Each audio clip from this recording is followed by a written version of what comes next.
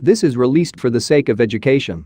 This is a brief key insight about all the concepts of the book. We provide free audiobooks, key insights, summaries, and brief study notes on the concepts of the books. So make sure to subscribe and become a part of our family. Without wasting any second, let's dive into the ocean of words. The Prince by Niccolo Machiavelli.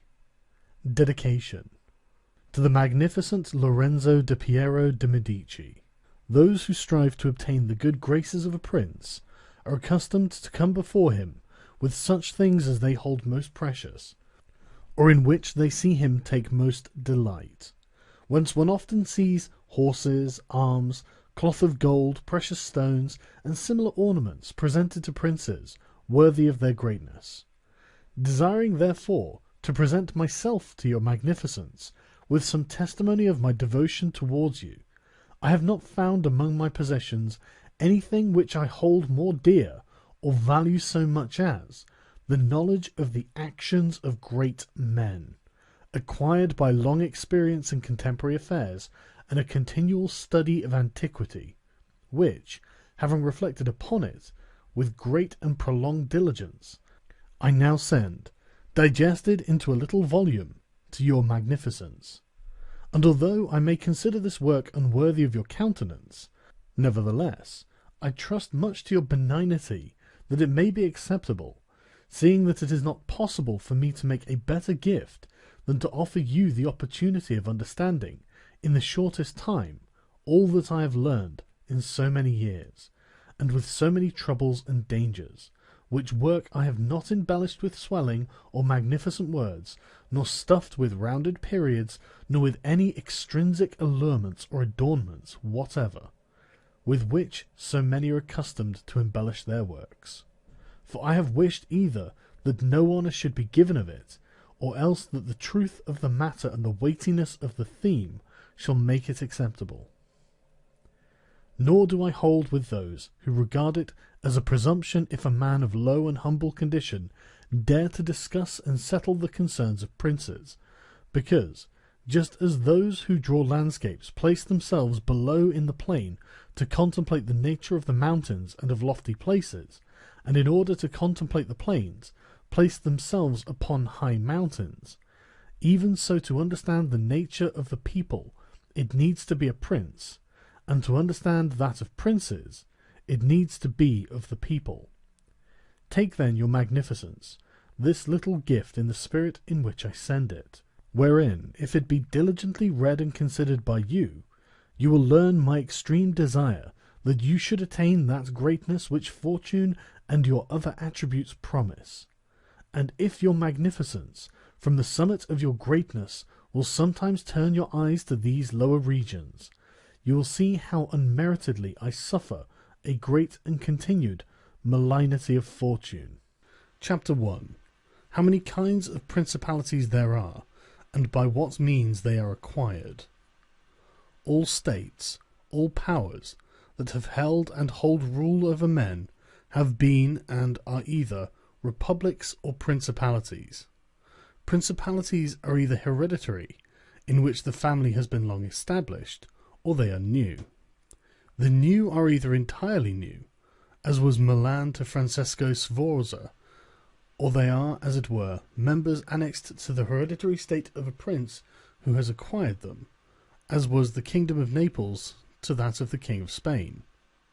Such dominions thus acquired are either accustomed to live under a prince, or to live in freedom, and they are acquired by either the arms of the prince himself, or of others, or else by fortune or by ability.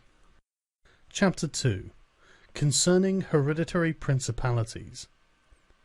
I will leave out all discussion on republics, inasmuch in another place I have written of them at length, and will address myself only to principalities.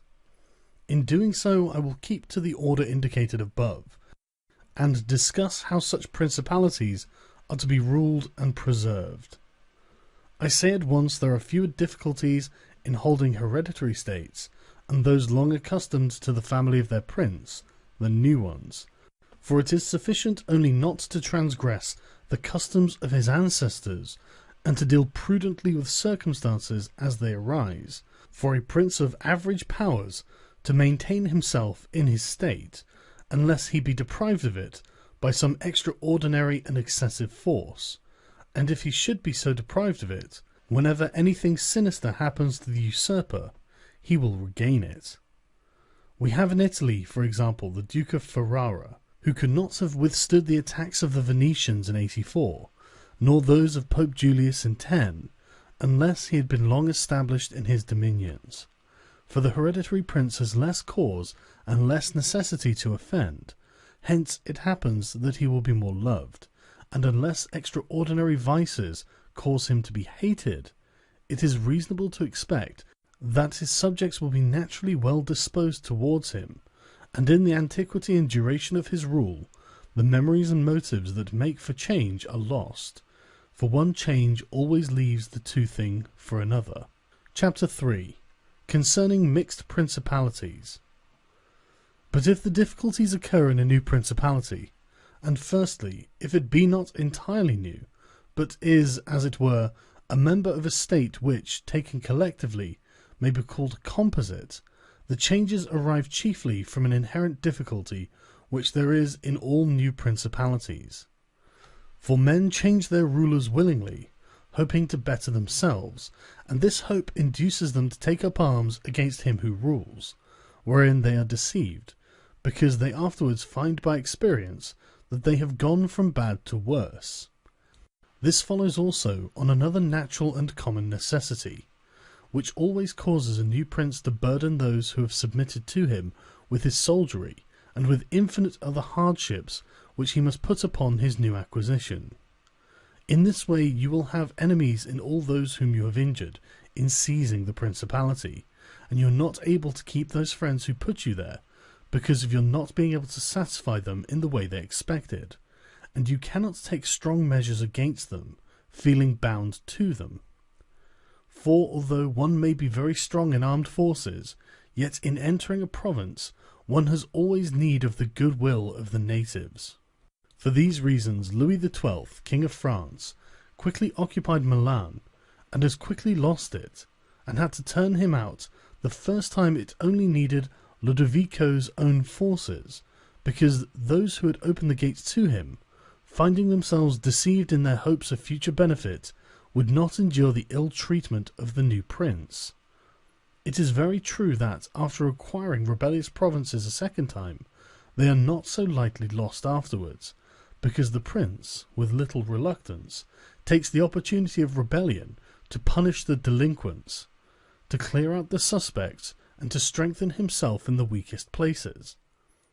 Thus, to cause France to lose Milan, for the first time it was enough for Duke Ludovico to raise the insurrections on the borders, but to cause him to lose it a second time, it was necessary to bring the whole world against him, and that his army should be defeated and driven out of Italy, which followed from the causes above mentioned. Nevertheless, Milan was taken from France both the first and second time. The general reasons for the first have been discussed. It remains to name those for the second, and see what resources he had, and what anyone in his situation would have had for maintaining himself more securely in his acquisition than did the King of France. Now I say that those dominions which, when acquired, are added to an ancient state by him who acquires them, are either of the same country and language, or they are not.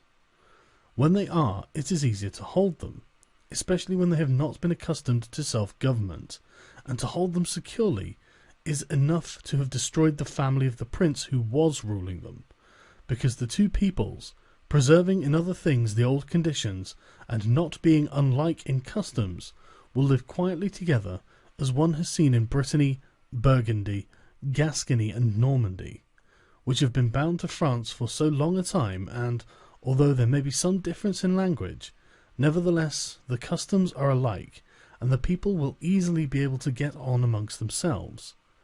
He who has annexed them, if he wishes to hold them, has only to bear in mind two considerations. The one, that the family of their former lord is extinguished; the other, that neither their laws nor their taxes are altered, so that in a very short time they will become entirely one body with the old principality. But when states are acquired in a country differing in language, customs, or laws, there are difficulties, and good fortune and great energy are needed to hold them. And one of the greatest and most real helps would be that he who has acquired them should go and reside there. This would make his position more secure and durable, as it has made that of the Turk in Greece, who, notwithstanding all other measures taken by him for holding that state, if he had not settled there, would not have been able to keep it.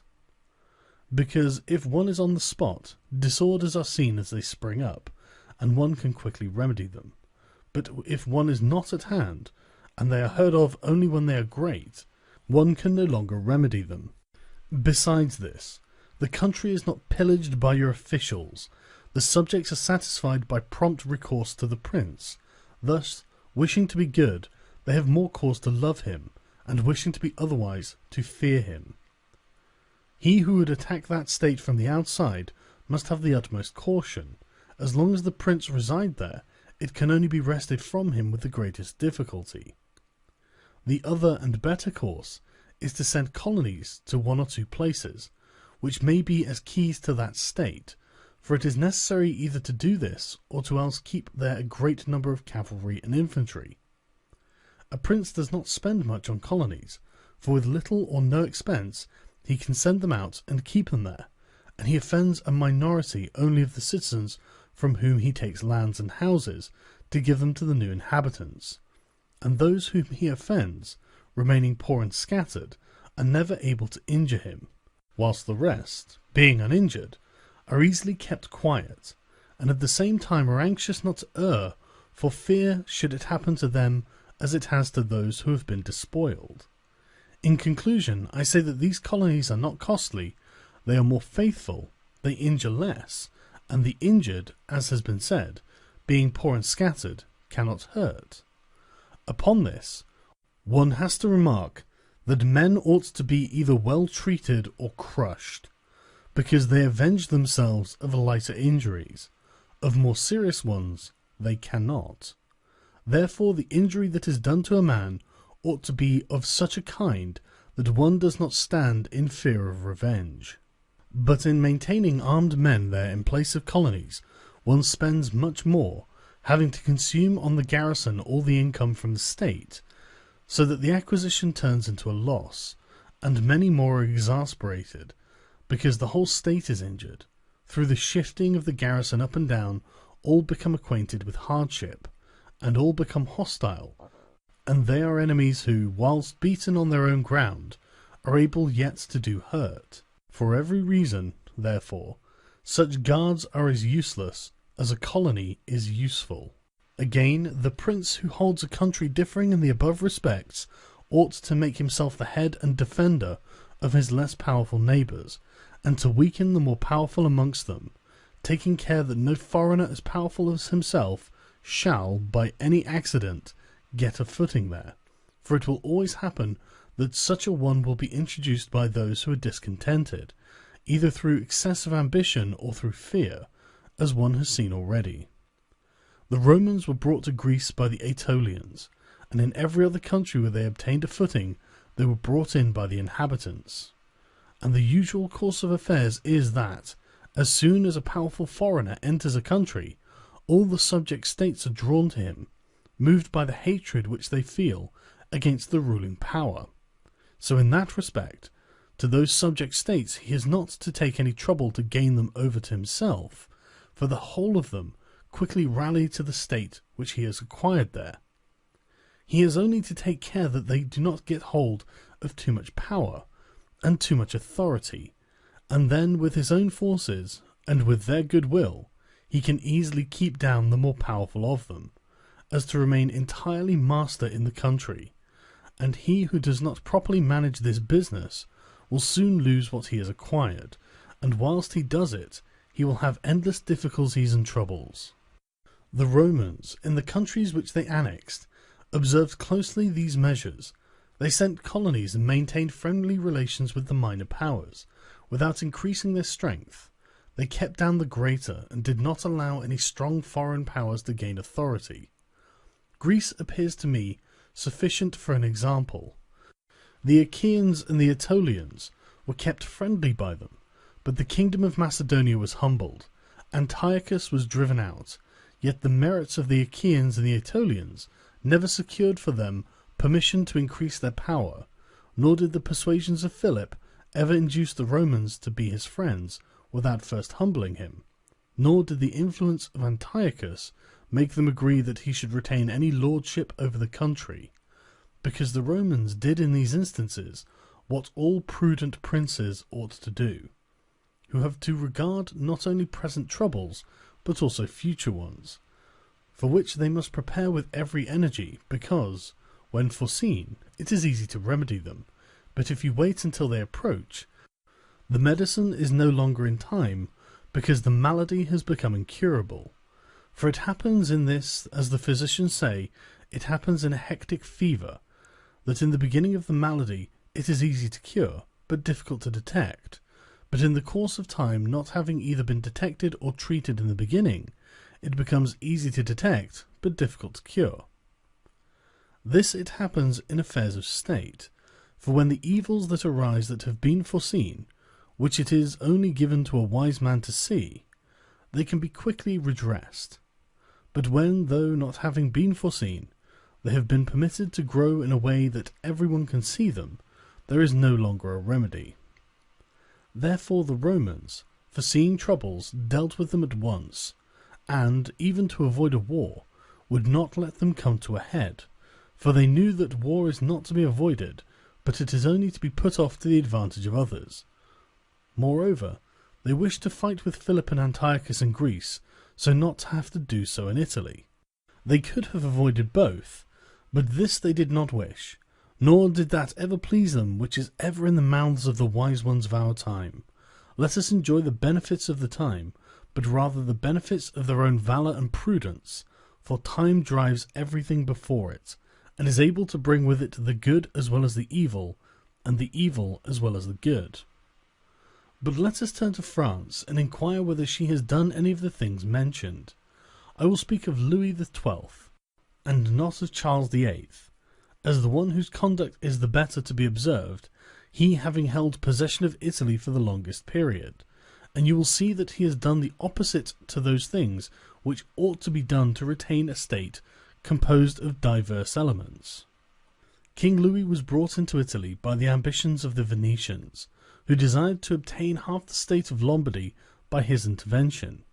I will not blame the course taken by the king, because wishing to get a foothold in Italy, and having no friends there, seeing rather that every door was shut to him owing to the conduct of Charles, he was forced to accept those friendships which he could get, and he would have succeeded very quickly in his design, if in other matters he had not made some mistakes. The king, however, having acquired Lombardy, regained at once the authority which Charles had lost. Genoa yielded, the Florentines became his friends, the Marquis of Mantua, the Duke of Ferrara, the Bentivogli, my Lady of Forli, the Lords of Faenza, of Pesaro, of Rimini, of Camerino, of Piombino, of Lucchese, the Pisans, the Sienese.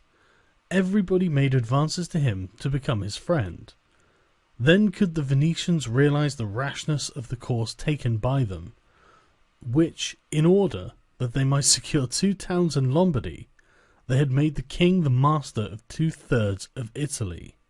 Let anyone now consider with what little difficulty the king could have maintained his position in Italy, had he observed the rules above laid down, and kept all his friends secure and protected, for although they were numerous, they were both weak and timid, some afraid of the church, some of the Venetians, and thus they would always have been forced to stand in with him, and by their means he could easily have made himself secure against those who remained powerful. But he was no sooner in Milan than he did the contrary, by assisting Pope Alexander to occupy the Romagna. It never occurred to him that by this action he was weakening himself, depriving himself of friends, and of those who had thrown themselves into his lap, whilst he aggrandized the church by adding much temporal power to the spiritual, thus giving it greater authority. And having committed this prime error, he was obligated to follow it up, so much so that, To put an end to the ambition of Alexander, and to prevent his becoming the master of Tuscany, he was forced himself to come to Italy. And as if it were not enough to have aggrandized the church and deprived himself of friends, he, wishing to have the kingdom of Naples, divides it with the king of Spain, and where he was the prime arbiter in Italy, he takes an associate, so that the ambitious of that country and the malcontents of his own should have somewhere to shelter, and whereas he could have left the kingdom his own pensioner as king, he drove him out, to put one there who was able to drive him, Louis, out in turn. The wish to acquire is in truth very natural and common, and men always do so when they can, and for this they will be praised and not blamed. Yet when they cannot do so, yet wish to do so by any means, then there is folly and blame. Therefore, if France could have attacked Naples with her own forces, she ought to have done so. If she could not, then she ought not to have divided it. And if the partition which she had made with the Venetians and Lombardy was justified by the excuse that by it she got a foothold in Italy, this other partition merited blame, for it had not the excuse of that necessity. Therefore Louis made these 5 errors. He destroyed the minor powers. He increased the strength of one of the greater powers in Italy. He brought in a foreign power. He did not settle in the country. He did not send colonies. Which errors, had he lived, were not enough to injure him, had he not made a 6th, by taking away their dominions from the Venetians. Because, had he not aggrandized the church, nor brought Spain into Italy, it would have been very reasonable and necessary to humble them. But having first taken these steps, he ought never have consented to their ruin, for they, being powerful, would always have kept off others from designs on Lombardy, to which the Venetians would never have consented, except to become the masters themselves there. Also because the others would not wish to take Lombardy from France in order to give it to the Venetians, and to run counter to both, they would not have had the courage.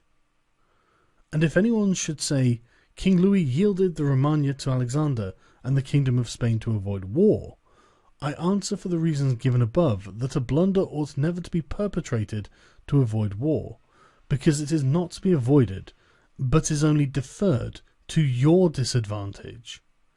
And if another should allege the pledge which the king had given the Pope that he would assist him in the enterprise, in exchange for the dissolution of his marriage and for the cap to Rouen, to that I reply what I shall write later on, concerning the faith of princes and how it ought to be kept. Thus King Louis lost Lombardy, by not having followed any of the conditions observed by those who have taken possession of countries and wished to retain them. Nor is there any miracle in this, but much that is reasonable and quite natural. And on these matters I spoke at Nantes with Rouen, and when Valentino, as Cesare Borgia, the son of the Pope Alexander, was usually called, occupied the Romagna, and on Cardinal Rouen, observing to me that the Italians did not understand war, I replied to him that the French did not understand statecraft, meaning that otherwise they would not have allowed the Church to reach such greatness. And in fact it had been seen that the greatness of the Church and of Spain in Italy had been caused by France, and her ruin may be attributed to them. From this, a general rule is drawn, which never or rarely fails, that he who is the cause of another becoming powerful is ruined, because that predominancy has been brought about either by astuteness or else by force, and both are distrusted by him who has been raised to power. Chapter 4. Why the kingdom of Darius, conquered by Alexander, did not rebel against the successors of Alexander at his death. Considering the difficulties which men have to hold on to a newly acquired state, one might wonder how, seeing that Alexander the Great became master of Asia in a few years, and died whilst it was scarcely settled, whence it might appear reasonable that the whole empire would have rebelled, nevertheless his successors maintained themselves, and had to meet no other difficulty than which arose amongst themselves, from their own ambitions.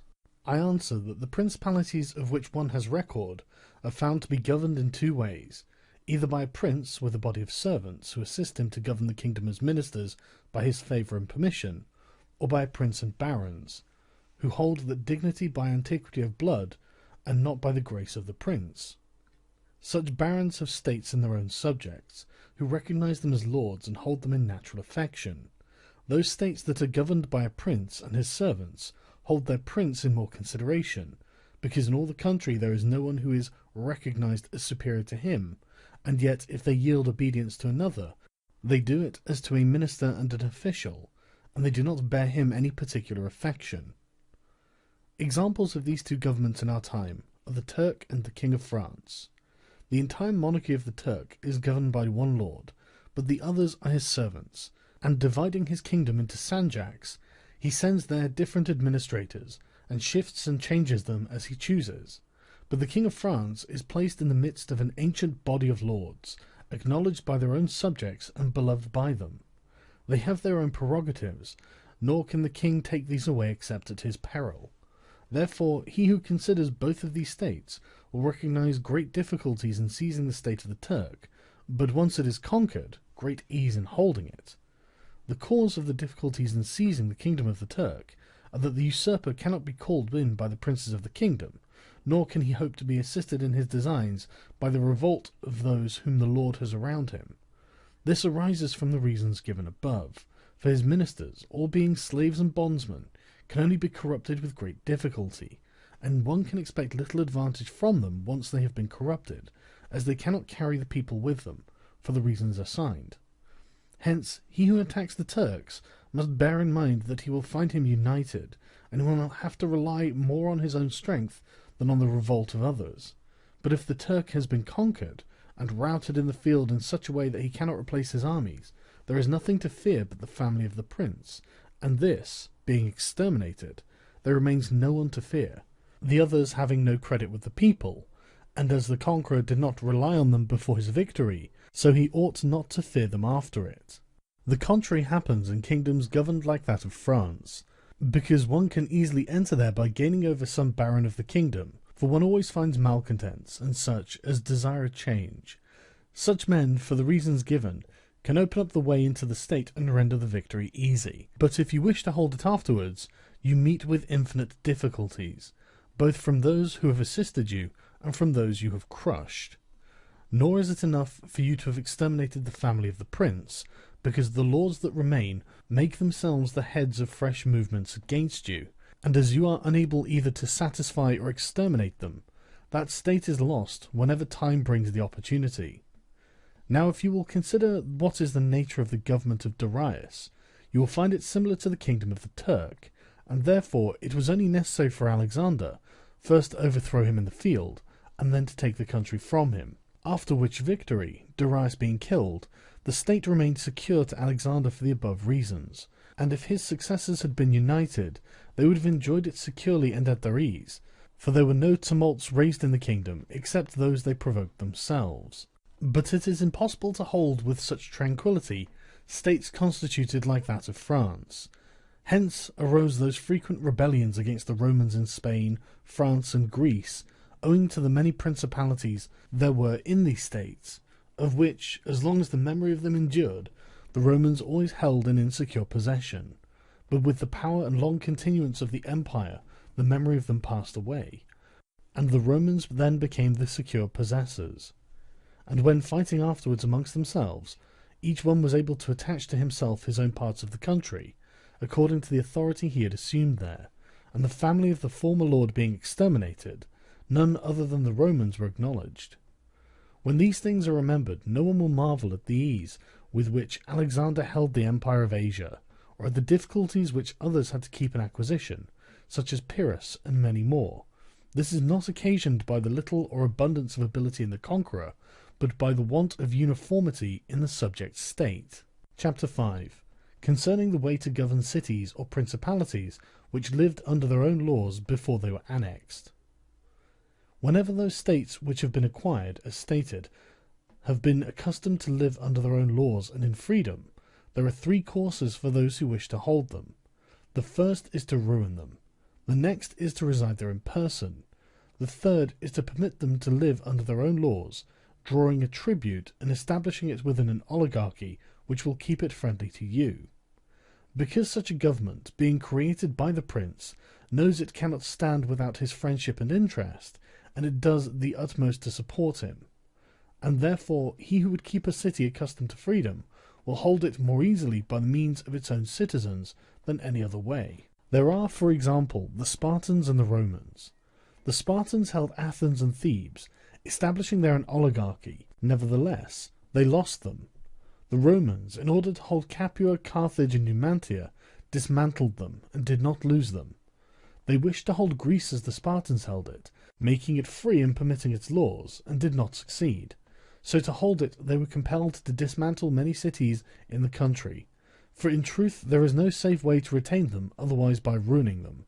And he who becomes master of a city, accustomed to freedom, and does not destroy it, may expect to be destroyed by it. For in rebellion it has always the watchword of liberty, and its ancient privileges as a rallying point, which neither time nor benefits will ever cause it to forget. And whatever you may do or provide against, they never forget that name or their privileges, unless they are disunited or dispersed. But at every chance they immediately rally to them, as Pisa after the 100 years as she had been held in bondage by the Florentines. But when cities or countries are accustomed to live under a prince, and his family is exterminated, they, being on the one hand accustomed to obey, and on the other not having the old prince, cannot agree in making one from amongst themselves, and they do not know how to govern themselves. For this reason they are very slow to take up arms, and a prince can gain them to himself and secure them much more easily. But in republics there is more vitality, greater hatred, and more desire for vengeance, which will never permit them to allow the memory of their former liberty to rest, so that the safest way is to destroy them or to reside there. Chapter 6. Concerning new principalities which are acquired by one's own arms and ability. Let no one be surprised if, in speaking of entirely new principalities, as I shall do, I adduce the highest examples of both prince and of state, because men, walking almost always in paths beaten by others, and following by imitation of their deeds, are yet unable to keep entirely to the ways of others, or attain to the power of those they imitate. A wise man ought always to follow the paths beaten by great men, and to imitate those who have been supreme, so that if his ability does not equal theirs, at least it will savour of it. Let him act like the clever archers, who, designing to hit the mark which yet appears too far distant, and knowing the limits to which the strength of their bow attains, take aim much higher than the mark, not to reach by their strength or arrow so great a height, but to be able with the aid of so high an aim to hit the mark they wish to reach. I say, therefore, that in entirely new principalities, where there is a new prince, more or less difficulty is found in keeping them, accordingly as there is more or less ability in him who acquired the state. Now, as the fact of becoming a prince from a private station presupposes either ability or fortune, it is clear that one or other of these things will mitigate in some degree many difficulties. Nevertheless, he who has relied least on fortune is established the strongest. Further, it facilitates matters when the prince, having no other state, is compelled to reside there in person. But to come to those who, by their own ability and not through fortune, have risen to be princes, I say that Moses, Cyrus, Romulus, Theseus, and such like are the most excellent examples. And although one may not discuss Moses, he having been a mere executor of the will of God, yet he ought to be admired, if only for that favour which made him worthy to speak with God. But in considering Cyrus and the others, who have acquired or founded kingdoms, all will be found admirable, and if their particular deeds and conduct shall be considered, they will not be found inferior to those of Moses, although he had so great a preceptor. And in examining their actions and lives, one cannot see that they owed anything to fortune beyond opportunity, which brought them the material to mould into the form which seemed best to them. Without that opportunity their powers of mind would have been extinguished, and without those powers the opportunity would have come in vain. It was necessary, therefore, to Moses that he should find the people of Israel in Egypt enslaved and oppressed by the Egyptians, in order that they should be disposed to follow him, so as to be delivered out of bondage. It was necessary that Romulus should not remain in Alba, and that he should be abandoned at his birth, in order that he should become the king of Rome and founder of the fatherland. It was necessary that Cyrus should find the Persians discontented with the government of the Medes, and the Medes soft and effeminate through their long peace. Theseus could not have shown his ability had he not found the Athenians dispersed. These opportunities, therefore, made those men fortunate, and their high ability enabled them to recognize the opportunity whereby their country was ennobled and made famous. Those who by valorous ways become princes, like these men, acquire a principality with difficulty, but they keep it with ease. These difficulties they have in acquiring it rise in part from the new rules and methods which they are forced to introduce to establish their government and its security. And it ought to be remembered that there is nothing more difficult to take in hand, more perilous to conduct, or more uncertain in its success, than to take the lead in the introduction of a new order of things, because the innovator has for enemies all those who have done well under the old conditions, and lukewarm defenders in those who may do well under the new. This coolness arises partly from the fear of the opponents, who have the laws on their side, and partly from the incredulity of men, who do not readily believe in new things until they have long experience of them. Thus it happens that whenever those who are hostile have the opportunity to attack, they do it like partisans, whilst the others defend lukewarmly, in such wise that the prince is endangered along with them. It is necessary, therefore, if we desire to discuss the matter thoroughly, to inquire whether these innovators can rely on themselves or have to depend on others. That is to say, whether to consummate their enterprise have they to use prayers or can they use force? In the first instance, they always succeed badly, and never compass anything. But when they can rely on themselves and use force, then they are rarely endangered. Hence it is that all armed prophets have conquered, and the unarmed ones have been destroyed. Besides the reasons mentioned, the nature of the people is variable, and whilst it is easy to persuade them, it is difficult to fix them in that persuasion.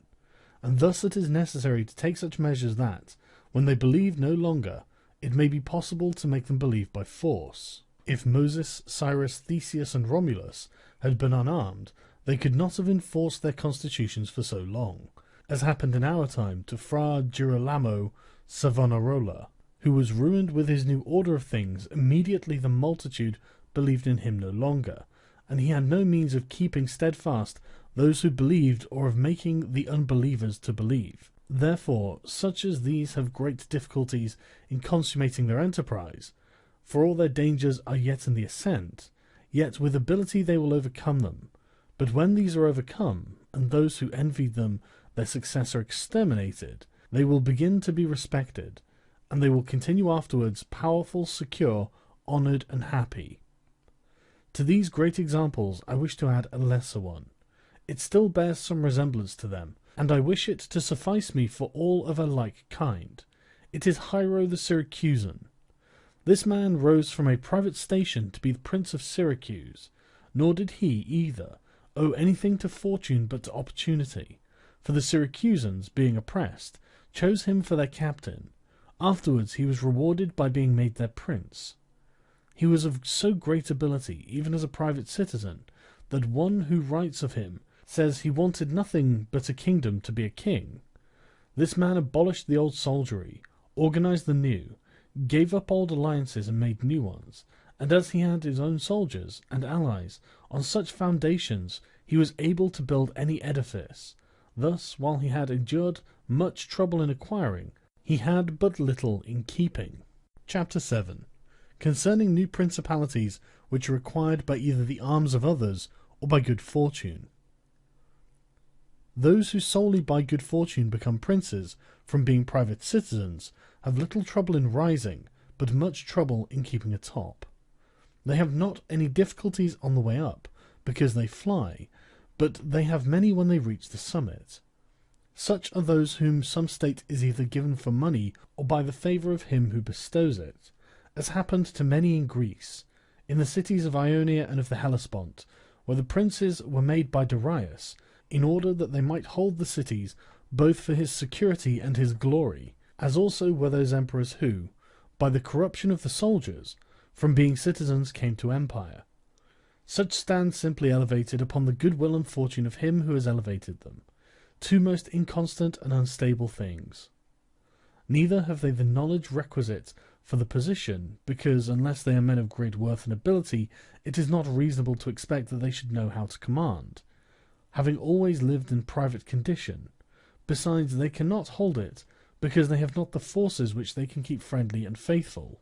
States that rise unexpectedly then, like all other things in nature, which are born and grow rapidly, cannot leave their foundations and correspondences fixed in such a way that the first storm will not overthrow them, unless, as is said, those who unexpectedly become princes are men of so much ability that they know they have to be prepared at once to hold that which fortune has thrown into their laps, and that those foundations which others have laid before they became princes, they must lay afterwards. Concerning these two methods of rising to be a prince by ability or fortune, I wish to adduce two examples within our own recollection, and these are Francesco Sforza and Cesare Borgia. Francesco, by proper means and with great ability, from being a private person, rose to be Duke of Milan, and that which he had acquired with 1,000 anxieties, he kept with little trouble. On the other hand, Cesare Borgia, called by the people the Duke Valentino, acquired his state during the ascendancy of his father, and on its decline he lost it, notwithstanding that he had taken every measure and done all that ought to be done by a wise and able man to fix firmly his roots in the states, which the arms and fortunes of others had bestowed upon him. Because, as is stated above, he who has not first laid his foundations may be able with great ability to lay them afterwards, but they will be laid with trouble to the architect and danger to the building. If, therefore, all the steps taken by the Duke be considered, it will be seen that he laid solid foundations for his future power, and I do not consider it superfluous to discuss them, because I do not know what better precepts to give a new prince than the example of his actions. And if his dispositions were of no avail, that was not his fault, but the extraordinary and extreme malignity of fortune. Alexander VI, in wishing to aggrandize the Duke, his son, had many immediate and prospective difficulties. First, he did not see his way to make him master of any state that was not a state of the Church, and if he was willing to rob the Church, he knew that the Duke of Milan and the Venetians would not consent, because Faenza and Rimini were already under the protection of the Venetians. Besides this, he saw the arms of Italy, especially those by which he might have been assisted, in hands that would fear the aggrandizement of the Pope, namely the Orsini and the Colonnesi and their following. It behoved him, therefore, to upset this state of affairs and embroil their powers, so as to make himself securely master of part of their states. This was easy for him to do, because he found the Venetians, moved by other reasons, inclined to bring back the French into Italy. He would not only propose this, but he would render it more easy by dissolving the former marriage of King Louis. Therefore the king came into Italy with the assistance of the Venetians and the consent of Alexander. He was no sooner in Milan than the Pope had soldiers from him for the attempt on Romagna, which yielded to him on the reputation of the king. The Duke, therefore, having acquired Romagna and beaten the Colonnesi, while wishing to hold that and to advance further, was hindered by two things. The one, his forces did not appear to be loyal to him. The other, the goodwill of France. That is to say, he feared that the forces of the Orsini, which he was using, would not stand to him, that not only might they hinder him from winning more, but might themselves seize what he had won, and that the king might also do the same. Of the Orsini, he had a warning when, after taking Faenza and attacking Bologna, he saw them go very unwillingly to that attack. And as to the king, he learned his mind when he made himself, after taking the duchy of Urbino, attack Tuscany, and the king made him desist from that undertaking. Hence the Duke decided to depend no more on the arms and the luck of others. For the first thing, he weakened the Orsini and Colonnesi parties in Rome, by gaining to himself all their adherents who were gentlemen, making them his gentlemen, giving them good pay and, according to their rank, honouring them with office and command in such a way that in a few months all attachment to the factions was destroyed, and turned entirely to the Duke. After this, he awaited an opportunity to crush the Orsini, having scattered the adherents of the Colonna house. This came to him soon, and he used it well, for the Orsini, perceiving at length that the aggrandizement of the Duke and the Church was the ruin to them, called a meeting of the Magnoni in Perugia. From this sprung the rebellion at Urbino, and the tumults in the Romagna, with endless dangers to the Duke, all of which he overcame with the help of the French. Having restored his authority, not to leave it at risk by trusting either to the French or to other outside forces, he had recourse to his wiles, and he knew so well how to conceal his mind that, by the mediation of Signor Pagolo, whom the Duke did not fail to secure with all kinds of attention, giving him money, apparel, and horses, the Orsini were reconciled, so that their simplicity brought them into his power at Sinigalia. Having exterminated the leaders and turned their partisans into his friends, the Duke laid sufficiently good foundations to his power, having all the Romagna and the Duchy of Urbino, and all the people now beginning to appreciate their prosperity, he gained them all over to himself. And as this point is worthy of notice, and to be imitated by others, I am not willing to leave it out. When the Duke occupied the Romagna, he found it under the rule of weak masters, who rather plundered their subjects than ruled them, who gave them more cause for disunion than for union, so that the country was full of robbery, quarrels, and every kind of violence, and so, wishing to bring back peace and obedience to authority, he considered it necessary to give it a good governor, whereupon he promoted Messer Ramiro de Orco, a swift and cruel man, to whom he gave the fullest power. This man in a short time restored peace and unity with the greatest success. Afterwards the Duke considered that it was not advisable to confer such excessive authority, for he had no doubt but that he would become odious. So he set up a court of judgment in the country, under a most excellent president, wherein all cities had their advocates. And because he knew that the past severity had caused some hatred against himself, so to clear himself in the minds of the people, and to gain them entirely to himself, he desired to show that, if any cruelty had been practised, it had not originated with him, but with the natural enemies of the minister. Under this pretence, he took Ramiro, and one morning caused him to be executed, and left on the piazza at Cesena, with the block and the bloody knife at his side. The barbarity of this spectacle caused the people to be at once satisfied and dismayed. But let us return whence we started.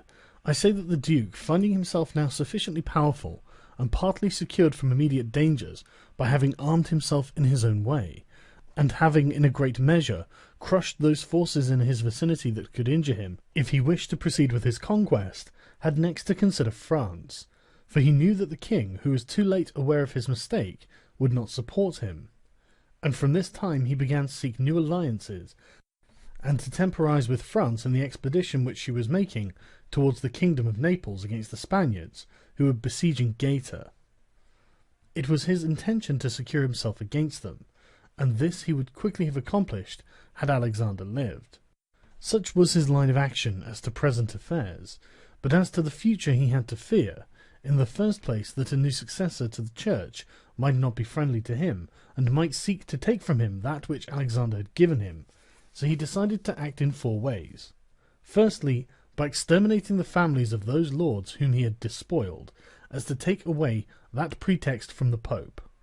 Secondly, by winning to himself all the gentlemen of Rome, so as to be able to curb the Pope with their aid, as has been observed. Thirdly, by converting the college more to himself. Fourthly, by acquiring so much power before the Pope should die, that he could, by his own measures, resist the first shock.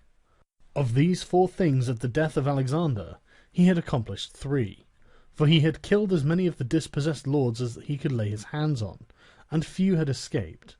He had won over the Roman gentlemen, and he had the most numerous party in the college.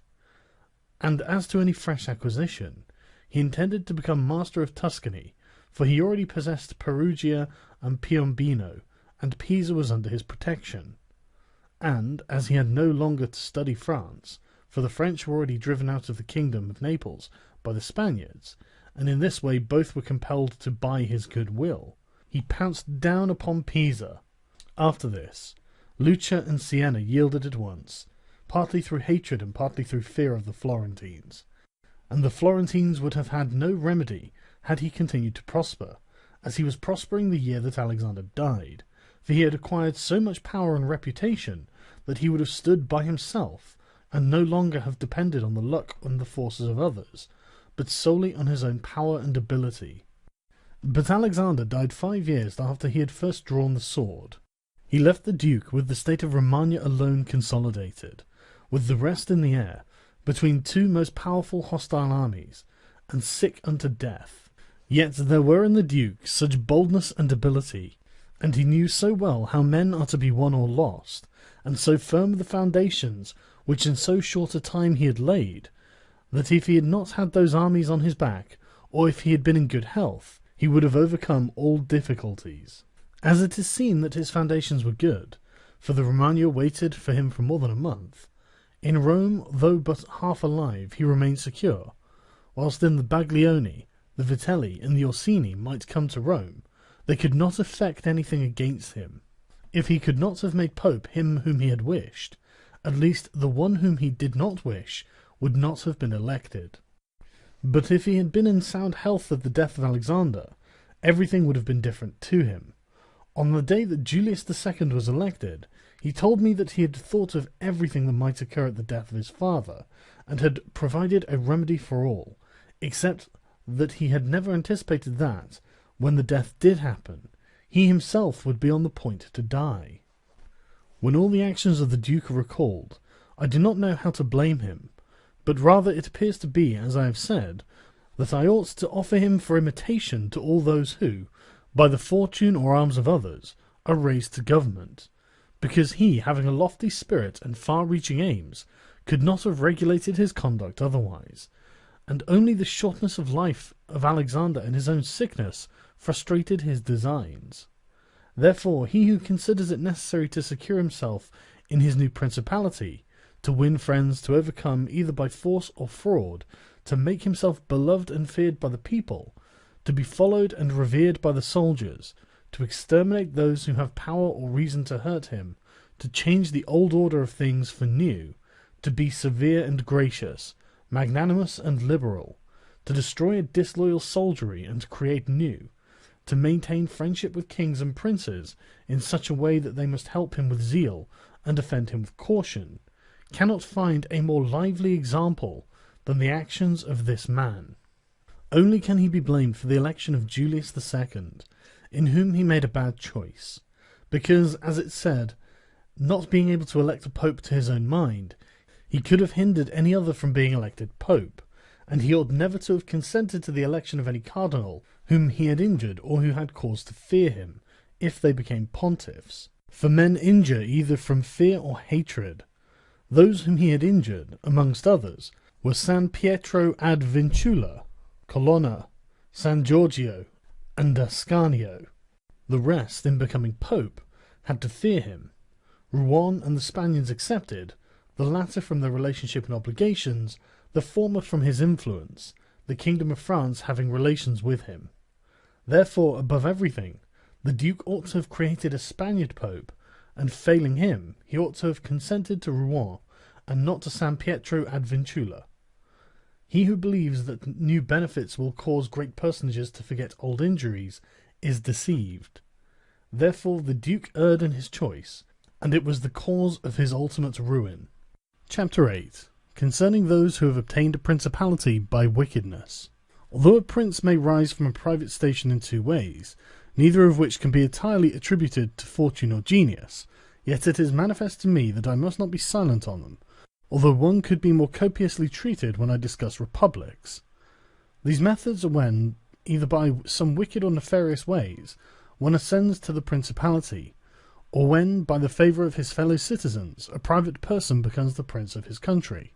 And speaking of the first method, it will be illustrated by two examples, one ancient, the other modern, and without entering further into the subject, I consider these two examples will suffice for those who may be compelled to follow them. Agathocles the Sicilian became king of Syracuse, not only from a private, but from a low and abject position. This man, the son of a potter, through all the changes in his fortunes, always led an infamous life.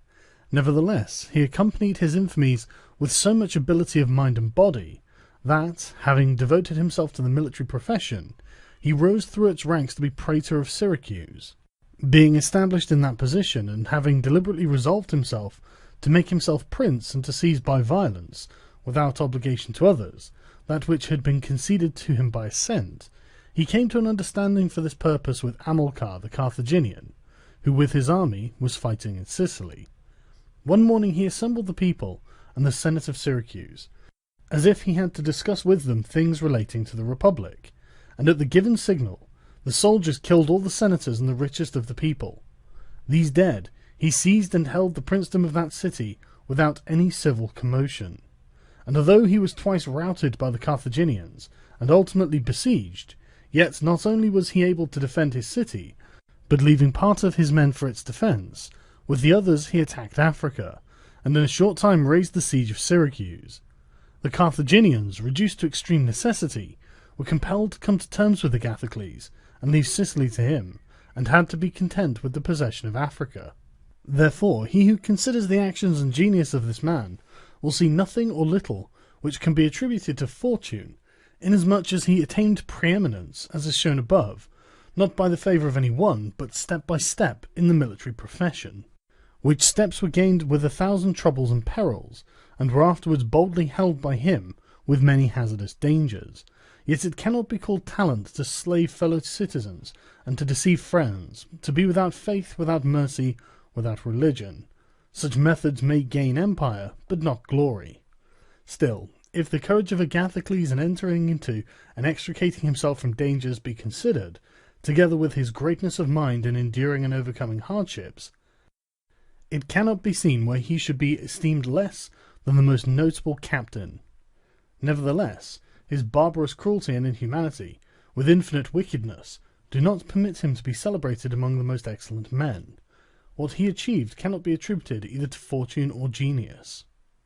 In our times, during the rule of Alexander VI, Oliverotto de Fermo, having been left an orphan many years before, was brought up by his maternal uncle, Giovanni Fogliani, and in the early days of his youth sent to fight under Paolo Vitelli, that, being trained under his discipline, he might attain some high position in the military profession. After Pagolo died, he fought under his brother Vitellozzo, and in the very short time, being endowed with wit and a vigorous body and mind, he became the first man in his profession. But it appearing a paltry thing to serve under others, he resolved, with the aid of some citizens of Fermo, to whom the slavery of their country was dearer than its liberty, and with the help of Vitelci, to seize Fermo. So he wrote to Giovanni Fogliani that, having been away from home for many years, he wished to visit him and his city, and in some measure to look upon his patrimony.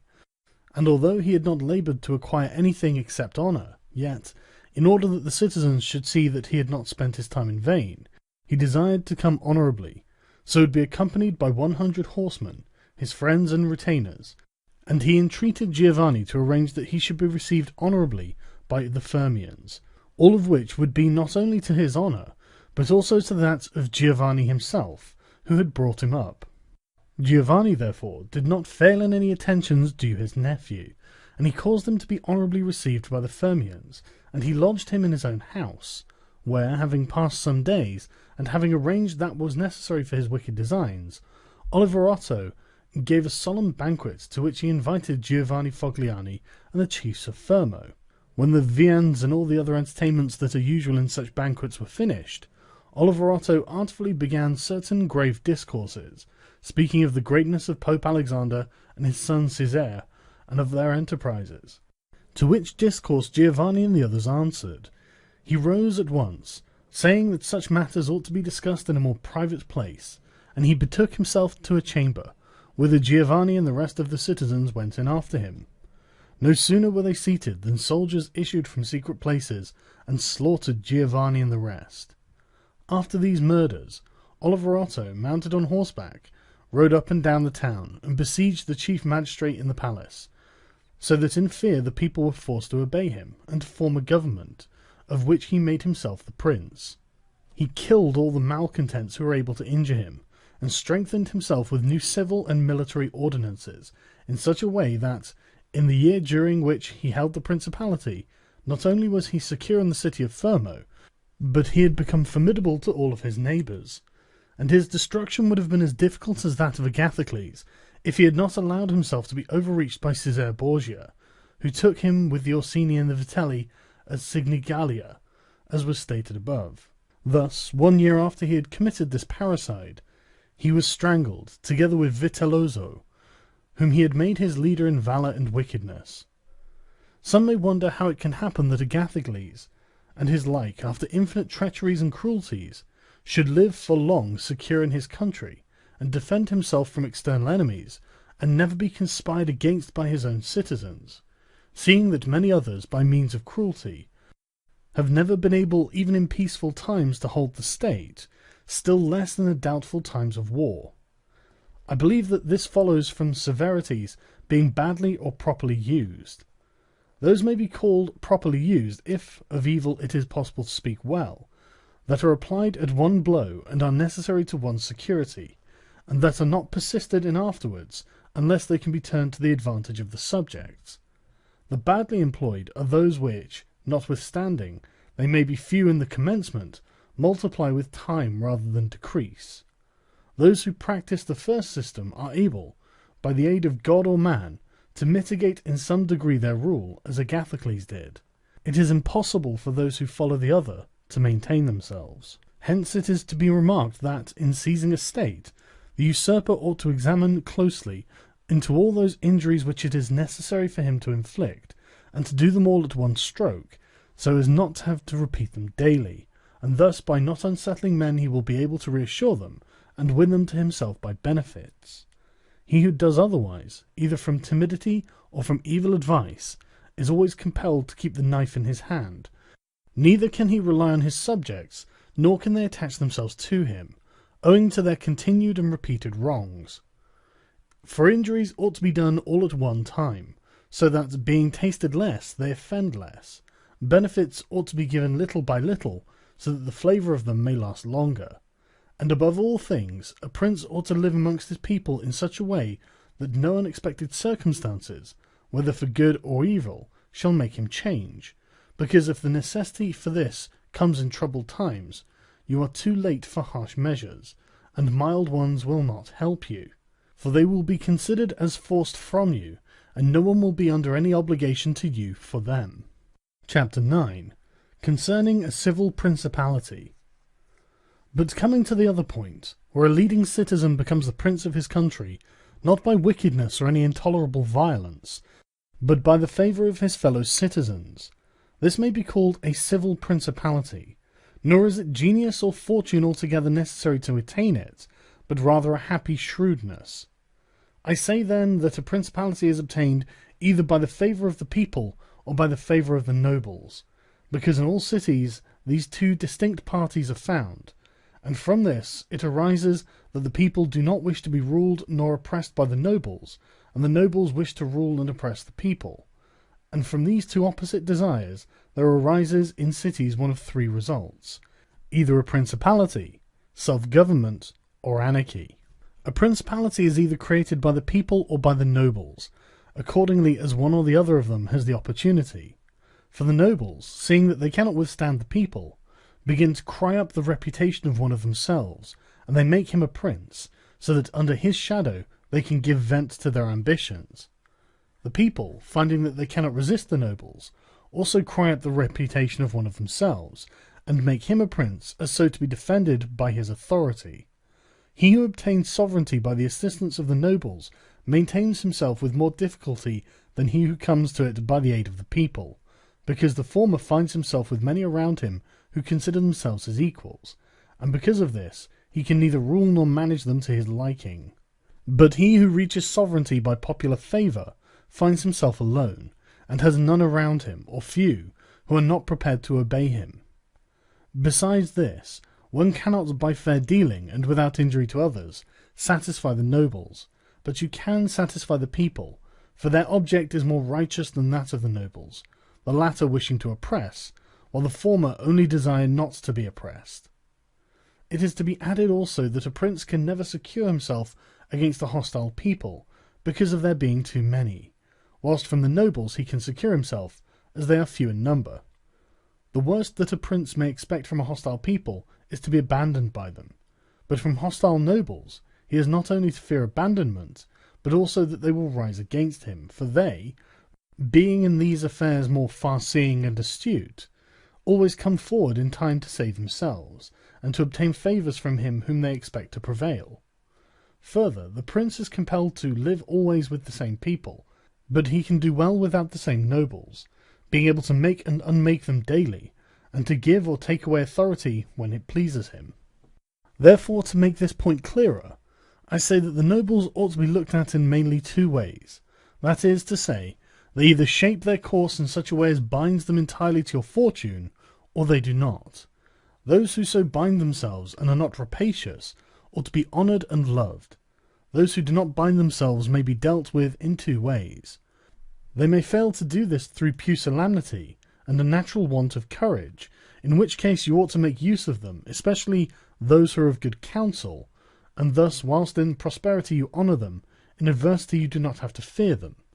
But when for their own ambitious ends they shun binding themselves, it is a token that they are giving more thought to themselves than you, and a prince ought to guard against such, and to fear them, as if they were open enemies, because in adversity they always help to ruin him. Therefore, one who becomes a prince through the favour of the people ought to keep them friendly, and this he can easily do, seeing they only ask not to be oppressed by him. But one who, in opposition to the people, becomes a prince by the favour of the nobles, ought, above everything, to seek to win over the people to himself, and this he may do easily, if he takes them under his protection. Because men, when they receive good from him of whom they were expecting evil, are bound more closely to their benefactor. Thus the people quickly become more devoted to him than if he had been raised to the principality by their favours, and the prince can win their affections in many ways. But as these vary according to the circumstances, one cannot give fixed rules, so I omit them. But, I repeat, it is necessary for a prince to have the people friendly, otherwise he has no security in adversity. Nabis, prince of the Spartans, sustained the attack of all Greece, and of a victorious Roman army, and against them he defended his country and his government, and for the overcoming of this peril it was only necessary for him to make himself secure against a few, but this would not have been sufficient had the people been hostile. And do not let anyone impugn this statement with the trite proverb that he who builds on the people builds on the mud, for this is true when a private citizen makes a foundation there, and persuades himself that the people will free him when he is oppressed by his enemies or by the magistrates, wherein he would find himself very often deceived, as happened to the Gracchi in Rome, and to Messer Giorgio Scali in Florence. But granted a prince who has established himself, as above, who can command, and is a man of courage, undismayed in adversity, who does not fail in other qualifications, and who, by his resolution and energy, keeps the whole people encouraged, such a one will never find himself deceived in them, and it will be shown that he has laid his foundations well. These principalities are liable to danger when they are passing from civil to the absolute order of government, for such princes either rule personally or through magistrates. In the latter case, their government is weaker and more insecure, because it rests entirely on the goodwill of those citizens who are raised to the magistracy, and who, especially in troubled times, can destroy the government with great ease, either by intrigue or open defiance, and the prince has not the chance amid tumults to exercise absolute authority, because the citizens and subjects, accustomed to receive orders from the magistrates, are not of a mind to obey him, amid these confusions, and there will always be in doubtful times a scarcity of men whom he can trust. For such a prince cannot rely upon what he observes in quiet times, when citizens have need of the state, because then everyone agrees with him, they all promise, and when death is far distant, they all wish to die for him. But in troubled times, when the state is in need of its citizens, then he finds but few. And so much more is the experiment dangerous, inasmuch as it can only be tried once. Therefore a wise prince ought to adopt such a course that his citizens will always, in every sort and kind of circumstance, have need of the state and of him, and then he will always find them faithful. Chapter 10. Concerning the way in which the strength of all principalities ought to be measured. It is necessary to consider another point in examining the character of these principalities, that is, whether a prince has such power that, in case of need, he can support himself with his own resources, or whether he has always need of the assistance of others, And to make this quite clear, I say that I consider those who are able to support themselves by their own resources, who can, either by abundance of men or money, raise a sufficient army to join battle against anyone who comes to attack them. And I consider those always to have need of others, who cannot show themselves against the enemy in the field, but are forced to defend themselves by sheltering behind walls. The first case has been discussed, but we will speak of it again should it recur. In the second case, one can say nothing except to encourage such princes to provision and fortify their towns, and not on any account to defend the country. And whoever shall fortify his town well, and shall have managed the other concerns of his subjects in the way stated above, and to be often repeated, will never be attacked without great caution, for men are always adverse to enterprises where difficulties can be seen, and it will not be seen to be an easy thing to attack one who has his town well fortified and is not hated by his people.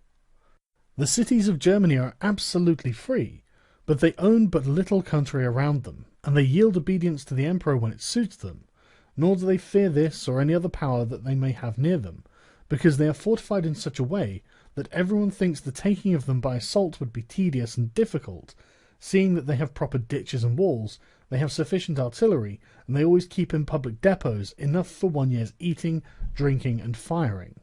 And beyond this, to keep the people quiet and without loss to the state, they always have the means of giving work to the community in those labours that are the life and strength of the city, and on the pursuit of which the people are supported.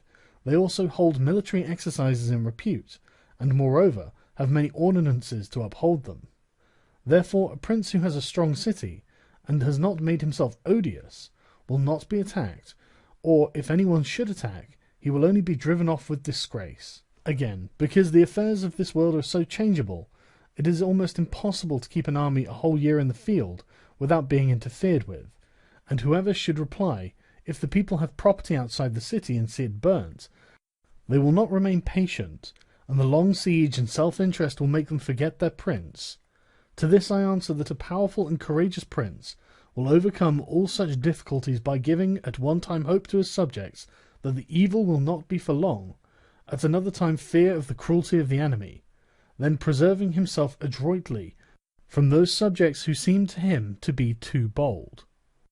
Further, the enemy would naturally, on his arrival, at once burn and ruin the country at the time when the spirits of the people are still hot and ready for the defence, and therefore so much the less ought the prince to hesitate, because after a time, when spirits have cooled and the damage is already done, the ills are incurred, and there is no longer any remedy, and therefore they are so much more the ready to unite with the prince, he appearing to be under obligations to them now that their houses have been burnt and their possessions ruined in his defence. For it is the nature of men to be bound by the benefits they confer as much by those as they receive. Therefore, if everything is well considered, it will not be difficult for a wise prince to keep the minds of his citizens steadfast from first to last, when he does not fail to support and defend them. Chapter 11. Concerning ecclesiastical principalities. It only remains now to speak of ecclesiastical principalities, touching which all difficulties are prior to getting possession, because they are acquired either by capacity or good fortune, and they can be held without either, for they are sustained by the ancient ordinances of religion, which are so all-powerful, and of such a character that the principalities may be held no matter how their princes behave and live. These princes alone have states and do not defend them.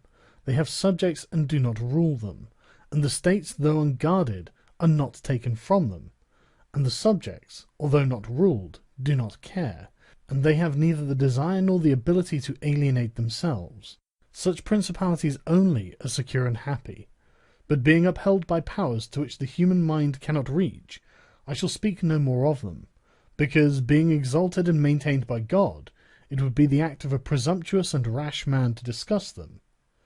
Nevertheless, if anyone should ask of me how it comes that the Church has attained such greatness in temporal power, seeing that from Alexander backwards the Italian potentates, not only those who have been called potentates, but every baron and lord, though the smallest, have valued their temporal power very slightly, yet now a king of France trembles before it, and it has been able to drive him from Italy, and to the ruin of the Venetians, although this may be very manifest, it does not appear to me superfluous to recall it in some measure to memory.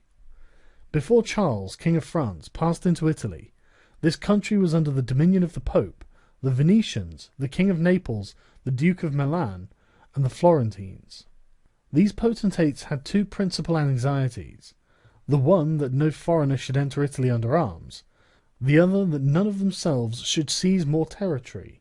Those about whom there was most anxiety were the Pope and the Venetians. To restrain the Venetians, the union of all the others was necessary, as it was for the defence of Ferrara, and to keep down the Pope they made use of the barons of Rome, who, being divided into two factions, the Orsini and the Colonnesi, had always a pretext for disorder, and, standing with arms in their hands under the eyes of the pontiff, kept the pontificate weak and powerless. And although there might arise sometimes a courageous pope, such as Sixtus, yet neither fortune nor wisdom could rid him of these annoyances, and the short life of a pope is also a cause for weakness, for in the 10 years, which is the average life of a pope, he can with difficulty lower one of the factions, and if, so to speak, one people should almost destroy the Colonnesi, another would rise hostile to the Orsini, who would support their opponents, and yet would not have time to ruin the Orsini. This was the reason why the temporal powers of the Pope were little esteemed in Italy. Alexander VI rose afterwards, who, of all the pontiffs that have ever been, showed how a pope with both money and arms was able to prevail, and though the instrumentality of the Duke Valentino, and by the reason of the entry of the French, he brought about all those things which I have discussed above in the actions of the Duke. And although his intention was not to aggrandize the Church, but the Duke, nevertheless he did contribute to the greatness of the Church, which, after his death and the ruin of the Duke, became the heir to all his labours. Pope Julius came afterwards and found the Church strong, possessing all the Romagna, the barons of Rome reduced to impotence, and through the chastisements of Alexander, the factions wiped out. He also found the way open to accumulate money in a manner such as never been practised before Alexander's time. Such things Julius not only followed, but improved upon, and he intended to gain Bologna, to ruin the Venetians, and to drive the French out of Italy. All of these enterprises prospered with him, so much more to his credit, inasmuch as he did everything to strengthen the Church, and not any private person.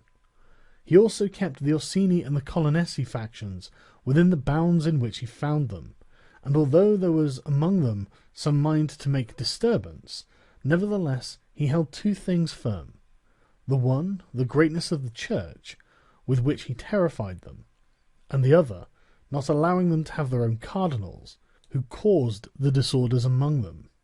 For whenever these factions have their cardinals, they do not remain quiet for long, because cardinals foster the factions in Rome and out of it, and the barons are compelled to support them, and thus from the ambitions of prelates arise disorders and tumults among the barons.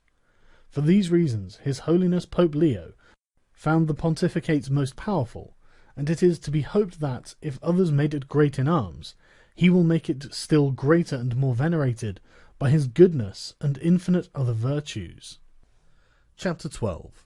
How many kinds of soldiery there are, and concerning mercenaries. Having discoursed particularly on the characteristics of such principalities as in the beginning I proposed to discuss, and having considered in some degree the causes of their being good or bad, and having shown the methods by which they have sought to acquire them and to hold them, it now remains for me to discuss generally the means of offence and defence which belong to each of them. We have seen above how necessary it is for a prince to have his foundations well laid, otherwise it follows of necessity that he will go to ruin. The chief foundations of all states, new as well as old or composite, are good laws and good arms, and as there cannot be good laws where the state is not well armed, it follows that where they are well armed they have good laws. I shall leave the laws out of the discussion, and I shall speak of the arms. I say, therefore, that the arms with which a prince defends his state are either his own, or they are mercenaries, auxiliaries, or mixed. Mercenaries and auxiliaries are useless and dangerous, and if one holds his state based on these arms, he will stand neither firm nor safe, for they are disunited, ambitious, and without discipline, unfaithful, valiant before friends, cowardly before enemies. They have neither the fear of God nor fidelity to men, and destruction is deferred only so long as the attack is. For in peace one is robbed by them, and in war by the enemy. The fact is, they have no other attraction or reason for keeping the field than a trifle of a stipend, which is not sufficient to make them willing to die for you. They are ready enough to be your soldiers, whilst you do not make war, but if war comes, they take themselves off or run from the foe, which I should have little trouble to prove, for the ruin of Italy has been caused by nothing else than by resting all her hopes for many years on mercenaries. And although they formerly made some display and appeared valiant amongst themselves, yet when the foreigners came they showed what they were. Thus it was that Charles, King of France, was allowed to seize Italy with chalk in hand, and he who told us that our sins were the cause of it told the truth, but they were not the sins he imagined, but those of which I have related, and as they were the sins of princes, it is the princes who have also suffered the penalty. I wish to demonstrate further the infelicity of these arms. The mercenary captains are either capable men or they are not, and if they are, you cannot trust them, because they always aspire to their own greatness, either by oppressing you, who are their master, or others contrary to your intentions. But if the captain is not skilful, you are ruined in the usual way. And if it be urged that whoever is armed will act in the same way, whether mercenary or not, I reply that when arms have been resorted to, either by a prince or a republic, then the prince ought to go in person and perform the duty of a captain. The republic has to send its citizens, and when one is sent who does not turn out satisfactorily, it ought to recall him, and when one is worthy, to hold him by the laws so he does not leave the command. And experience has shown that princes and republics, single-handed, making the greatest progress, and mercenaries doing nothing except damage, and it is more difficult to bring a republic, armed with its own arms, under the sway of one of its citizens, than it is to bring one armed with foreign arms. Rome and Sparta stood for many ages armed and free. The Switzers are completely armed and quite free. Of ancient mercenaries, for example, there are the Carthaginians, who were oppressed by their mercenary soldiers after the first war with the Romans, although the Carthaginians had their own citizens for captains. After the death of Epaminondas, Philip of Macedon was made captain of their soldiers by the Thebans, and after victory he took away their liberty. Duke Filippo being dead, the Milanese enlisted Francesco Sforza against the Venetians, and he, having overcome the enemy at Caravaggio, allied himself with them to crush the Milanese, his masters. His father, Sforza, having been engaged by Queen Johanna of Naples, left her unprotected, so that she was forced to throw herself into the arms of the King of Aragon, to save her kingdom. And if the Venetians and Florentines formerly extended their dominions by these arms, and yet their captains did not make themselves princes, but have defended them, I reply that the Florentines in this case have been favoured by chance, for of the able captains of whom they might have stood in fear, some have not conquered, some have been opposed, and others have turned their ambitions elsewhere. One who did not conquer was Giovanni Acuto, and since he did not conquer, his fidelity cannot be proved. But everyone will acknowledge that, had he conquered, the Florentines would have stood at his discretion. Sforza had the Bracceschi always against him, so they watched each other. Francesco turned his ambition to Lombardy, Braccio against the Church and the Kingdom of Naples. But let us come to that which happened a short while ago. The Florentines appointed as their captain Pagolo Vitelli, a most prudent man, from whom a private position had risen to the greatest renown.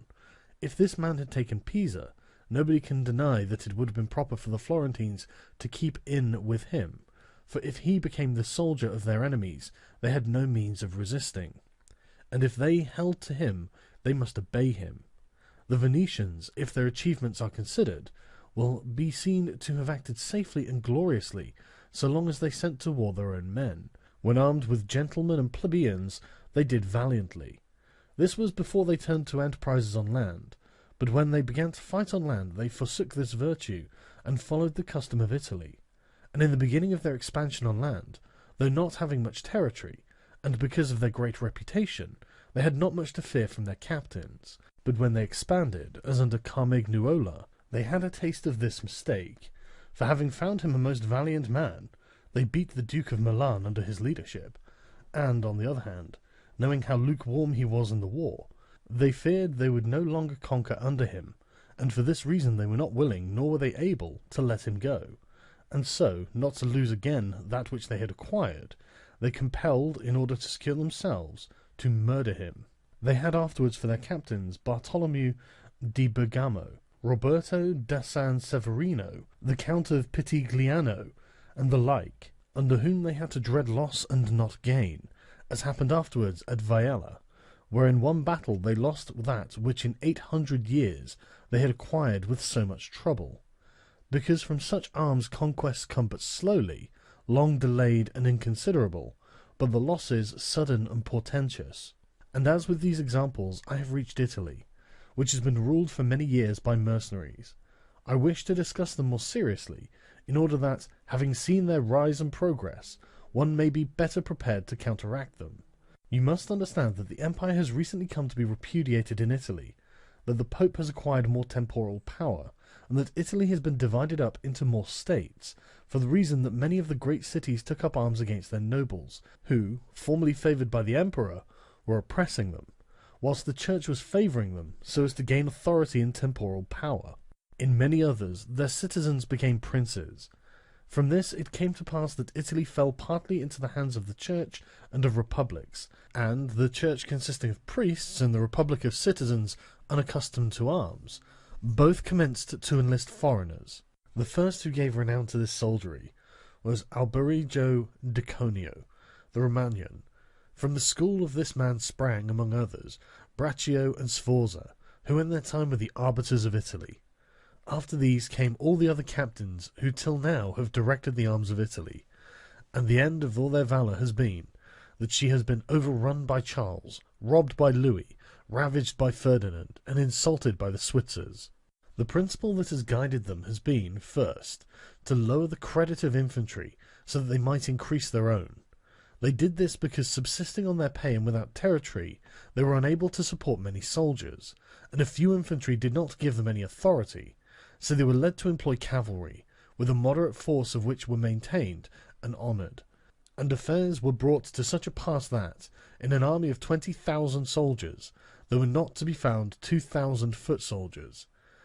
They had, besides this, used every art to lessen fatigue and danger to themselves and their soldiers, not killing in the fray, but taking prisoners, and liberating without ransom. They did not attack towns at night, nor did the garrisons of the towns attack encampments at night. They did not surround the camp either with stockade or ditch, nor did they campaign in the winter. All of these things were permitted by their military rules, and devised by them to avoid, as I have said, both fatigue and dangers. Thus they have brought Italy to slavery and contempt. Chapter 13. Concerning auxiliaries, mixed soldiery, and one's own. Auxiliaries, which are the other useless arm, are employed when a prince is called in with his forces to aid and defend, as was done by Pope Julius in the most recent times. For he, having in the enterprise against Ferrara had poor proof of his mercenaries, turned to auxiliaries, and stipulated with Ferdinand, King of Spain, for his assistance with men and arms. These arms may be useful and good in themselves, but for him who calls them in, they are always disadvantageous, for losing one is undone, and winning one is their captive. And although ancient histories may be full of examples, I do not wish to leave this recent one of Pope Julius II, the peril of which cannot fail to be perceived, for he, wishing to get Ferrara, threw himself entirely into the hands of the foreigner, but his good fortune brought about a third event, so that he did not reap the fruit of his rash choice, because having his auxiliaries routed at Ravenna, and the Switzers having risen and driven out the conquerors, against all exception, both his and others, it so came to pass that he did not become prisoner to his enemies, they having fled, nor to his auxiliaries, he having conquered by others' arms than theirs. The Florentines, being entirely without arms, sent 10,000 Frenchmen to take Pisa, whereby they ran more danger than at any other time of their troubles. The Emperor of Constantinople, to oppose his neighbours, sent 10,000 Turks into Greece, who, on the war being finished, were not willing to quit. This was the beginning of the servitude of Greece to the infidels. Therefore, let him who has no desire to conquer make use of these arms, for they are much more hazardous than mercenaries, because with them the ruin is already made. They are all united, all yield obedience to others, but with mercenaries, when they have conquered, more time and better opportunities are needed to injure you. They are not all of one community. They are found and paid by you, and a third party, which you have made their head, is not able all at once to assume enough authority to injure you. In conclusion, in mercenaries dastardly is most dangerous, in auxiliaries valour. The wise prince, therefore, has always avoided these arms and turned to his own, and has been willing rather to lose with them than to conquer with the others, not deeming that a real victory, which is gained with the arms of others. I shall never hesitate to cite Cesare Borgia and his actions. This duke entered the Romagna with auxiliaries, taking there only French soldiers, and with them he captured Imola and Forli. But afterwards, such forces not appearing to him reliable, he turned to mercenaries, discerning the less danger in them, and enlisted the Orsini and the Vitelli, whom presently, on handling and finding them doubtful, unfaithful, and dangerous, he destroyed and turned to his own men. And the difference between one and the other of these forces can easily be seen when one considers the difference there was in the reputation of the Duke. When he had the French, when he had the Orsini and the Vitelli, and when he relied on his own soldiers, on whose fidelity he could always count, and found it ever increasing, he was never esteemed more highly than when everyone saw that he was the complete master of his own forces. I was not intending to go beyond Italian and recent examples, but I am unwilling to leave out Hiero, the Syracusan, he being one of those I have named above. This man, as I have said, made head of the army by the Syracusans, soon found out that a mercenary soldiery, constituted like our Italian condottieri, was of no use, and it appearing to him that he could neither keep them nor let them go, he had them all cut to pieces, and afterwards made war with his own forces, and not with aliens. I wish also to recall to memory an instance from the Old Testament applicable to this subject. David offered himself to Saul to fight with Goliath, the Philistine champion, and, to give him courage, Saul armed him with his own weapons, which David rejected as soon as he had them on his back, saying that he could make no use of them, and that he wished to meet the enemy with his sling and knife. In conclusion, the arms of soldiers either fall from your back, or they weigh you down, or they bind you fast. Charles VII, father of King Louis XI, having by good fortune and valour liberated France from the English, recognized the necessity of being armed with forces of his own, and he established in his kingdom ordinances concerning men-at-arms and infantry. Afterwards, his son King Louis abolished the infantry, and began to enlist the Switzers, which mistake, followed by others, is, as is now seen, a source of peril to that kingdom, because, having raised the reputation of the Switzers, he has entirely diminished the value of his own arms, for he has destroyed the infantry altogether, and his men-at-arms he has subordinated to others, for, being as they were so accustomed to fight along with the Switzers, it does not appear that they can now conquer without them. Hence it arises that the French cannot stand against the Switzers, and without the Switzers they do not come off well against the others. The armies of the French have thus become mixed, partly mercenary and partly national, both of which arms together are much better than mercenaries alone or auxiliaries alone, but much inferior to one's own forces. And this example proves it, for the kingdom of France would be unconquerable if the ordinance of Charles had been enlarged or maintained. But the scanty wisdom of man, on entering into an affair which looks well at first, cannot discern the poison that is hidden in it, and as I have said above of hectic fevers. Therefore, if he who rules a principality cannot recognize evils until they are upon him, he is not truly wise, and this insight is given to few. And if the first disaster to the Roman Empire should be examined, it will be found to have commenced only with the enlisting of the Goths, because from that time the vigour of the Roman Empire began to decline, and all that valour which had raised it passed away to others. I conclude, therefore, that no principality is secure without having its own forces. On the contrary, it is entirely dependent on good fortune, not having the valour which in adversity would defend it.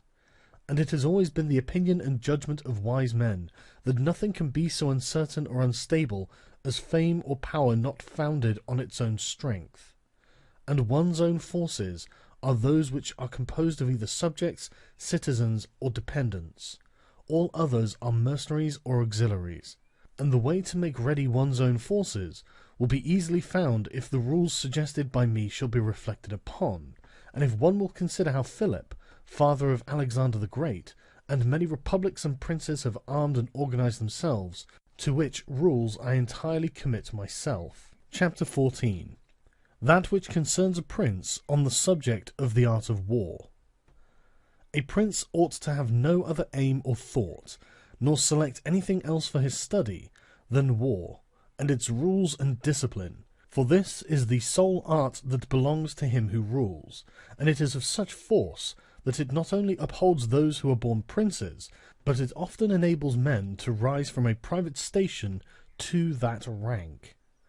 And on the contrary, it is seen that when princes have thought more of ease than of arms, they have lost their states. And the first cause of your losing it is to neglect this art, and what enables you to acquire a state is to be master of the art. Francesco Sforza, though being marshal, from a private person became Duke of Milan, and the sons, through avoiding the hardship and troubles of arms, from dukes became private persons.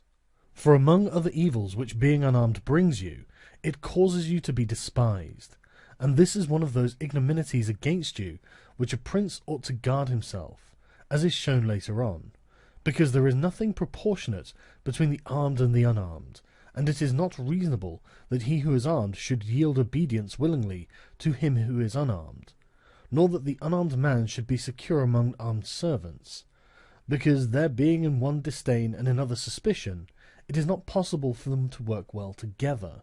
Therefore a prince who does not understand the art of war, over and above the other misfortunes already mentioned, cannot be respected by his soldiers, nor can he rely on them.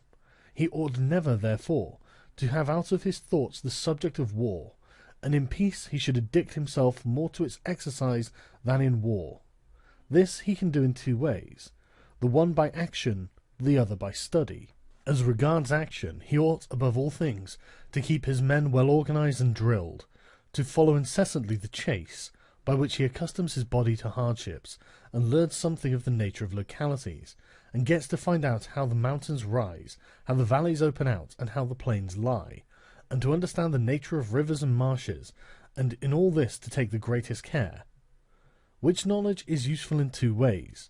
Firstly, he learns to know his country, and is better able to undertake its defence. Afterwards, by means of the knowledge and observation of that locality, he understands with ease any other which it may be necessary for him to study hereafter, because the hills and valleys and plains and rivers and marshes that are, for instance, in Tuscany, have a certain resemblance to those of other countries, so that with a knowledge of the aspect of one country one can easily arrive at a knowledge of others. And the prince that lacks this skill lacks the essential which it is desirable that a captain should possess, for it teaches him to surprise his enemy, to select quarters, to lead armies, to array the battle, to besiege towns to advantage. Philopoemen, prince of the Achaeans, among other praises which writers have bestowed upon him, is commended because in time of peace he never had anything on his mind but the rules of war, and when he was in the country with his friends, he often stopped and reasoned with them. If the enemy should be upon that hill, and we should find ourselves here with our army, with whom would be the advantage? How should one best advance to meet him, keeping the ranks? If we should wish to retreat, how ought we to pursue? And he would set forth to them, as he went, all the chances that could befall an army.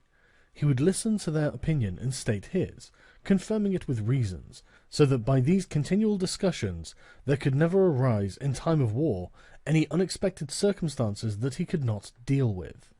But to exercise the intellect the prince should read histories, and study there the actions of illustrious men, to see how they have borne themselves in war, and to examine the causes of their victories and defeats, as to avoid the latter and imitate the former, and above all do as an illustrious man did, who took as an exemplar one who had been praised and famous before him, and whose achievements and deeds he always kept in his mind. As it is said, Alexander the Great imitated Achilles, Caesar Alexander, Scipio Cyrus. And whoever reads the Life of Cyrus, written by Xenophon, will recognize afterwards in the life of Scipio how that imitation was his glory, and how in chastity, affability, humanity, and liberality Scipio conformed to those things which had been written of Cyrus by Xenophon. A wise prince ought to observe some such rules, and never in peaceful times stand idle, but increase his resources with industry, in such a way that they may be available to him in adversity, so that if fortune chances it may find him prepared to resist her blows. Chapter 15. Concerning things for which men, and especially princes, are praised or blamed. It remains now to see what ought to be the rules of conduct for a prince towards subject and friends. And as I know that many have written on this point, I expect I shall be considered presumptuous in mentioning it again, especially as in discussing it I shall depart from the methods of other people. But, it being my intention to write a thing which shall be useful to him who apprehends it, it appears to me more appropriate to follow up the real truth of the matter than the imagination of it. For many have pictured republics and principalities, which in fact have never been known or seen, because how one lives is so far distant from how one ought to live, that he who neglects what is done for what ought to be done sooner effects his ruin than his preservation. For a man who wishes to act entirely up to his professions of virtue soon meets with what destroys him among so much that is evil.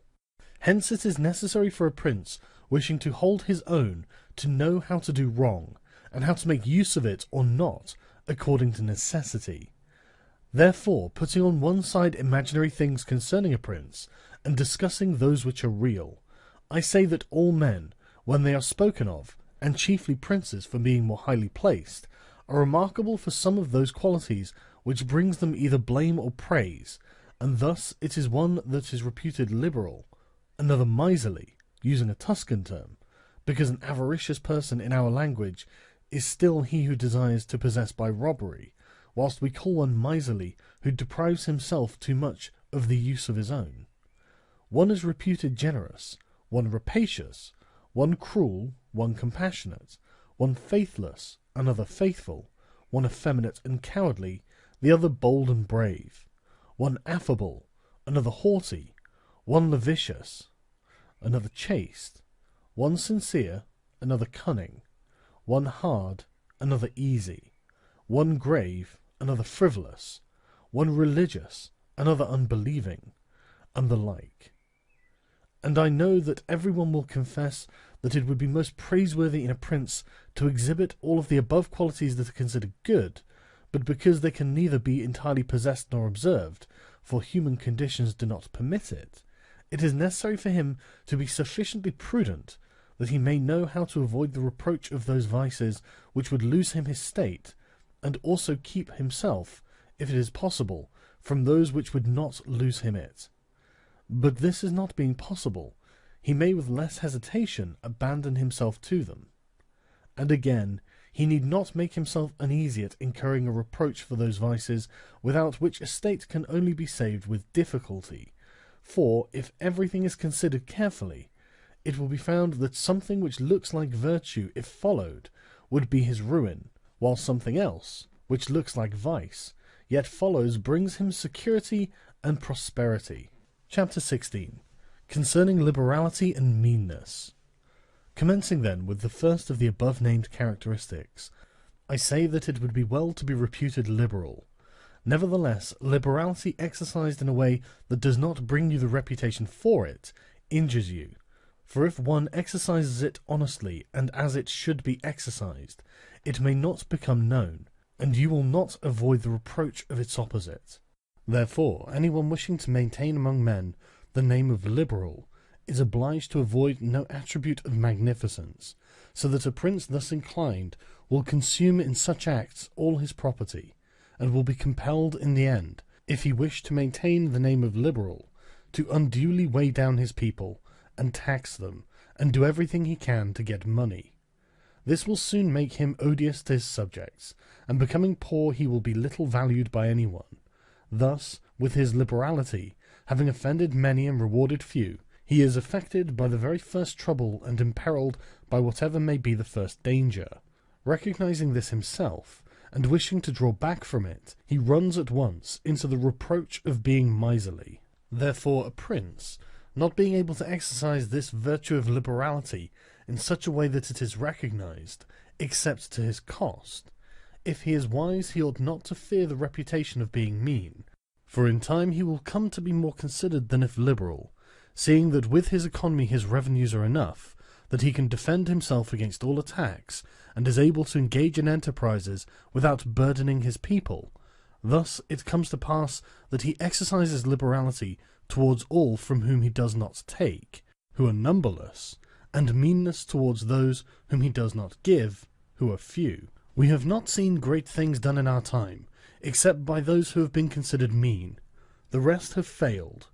Pope Julius II was assisted in reaching the papacy by a reputation for liberality, yet he did not strive afterwards to keep it up. When he made war on the King of France, and he made many wars without imposing any extraordinary tax on his subjects, for he supplied his additional expenses out of his long thriftiness.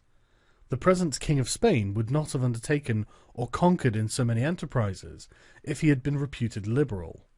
A prince, therefore, provided that he has not to rob his subjects, that he can defend himself, that he does not become poor and abject, that he is not forced to become rapacious, ought to hold of little account a reputation for being mean, for it is one of those vices which will enable him to govern. And if anyone should say, Caesar obtained empire by liberality, and many others have reached the highest positions by being liberal, and by being considered so, I answer, either you are a prince in fact, or in a way to become one. In the first case, this liberality is dangerous. In the second, it is very necessary to be considered liberal, and Caesar was one of those who wished to become preeminent in Rome. But if he had survived after becoming so, and had not moderated his expenses, he would have destroyed his government. And if anyone should reply, many have been princes, and have done great things with armies, who have been considered very liberal, I reply, either a prince spends that which is his own, or his subjects', or else that of others. In the first case, he ought to be sparing. In the second, he ought not to neglect any opportunity for liberality. And to the prince who goes forth with his army, supporting it by pillage, sack, and extortion, handling that which belongs to others, this liberality is necessary, otherwise he would not be followed by soldiers.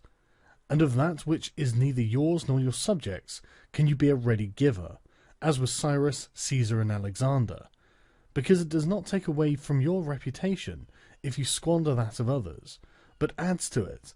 It is only squandering your own that injures you. And there is nothing wastes so rapidly as liberality, for even whilst you exercise it, you lose the power to do so, and so become either poor or despised, or else, in avoiding poverty, rapacious and hated. And a prince should guard himself above all things against being despised and hated, and liberality leads you to both. Therefore, it is wiser to have a reputation for meanness, which brings reproach without hatred, than to be compelled through seeking a reputation for liberality, to incur a name for rapacity, which begets reproach with hatred. Chapter 17. Concerning cruelty and clemency, and whether it is better to be loved than feared. Coming now to the other qualities mentioned above, I say that every prince ought to desire to be considered clement and not cruel. Nevertheless, he ought to take care not to misuse this clemency. Caesar Borgia was considered cruel. Notwithstanding, his cruelty reconciled the Romagna, unified it, and restored it to peace and loyalty. And if this be rightly considered, he will be seen to have been much more merciful than the Florentine people, who, to avoid a reputation for cruelty, permitted Pistoia to be destroyed. Therefore a prince, so long as he keeps his subjects united and loyal, ought not to mind the reproach of cruelty, because with a few examples he will be much more merciful than those who, through too much mercy, allow disorders to arise, from which follow murders or robberies, for these are wont to injure the whole people, whilst those executions which originate with a prince offend the individual only. And of all princes, it is impossible for the new prince to avoid the imputation of cruelty, owing to new states being full of dangers. Hence Virgil, through the mouth of Dido, excuses the inhumanity of her reign owing to its being new, saying, "Against my will, my fate, a throne unsettled and an infant state, bid me defend my realms with all my powers, and guard with these severities my shores."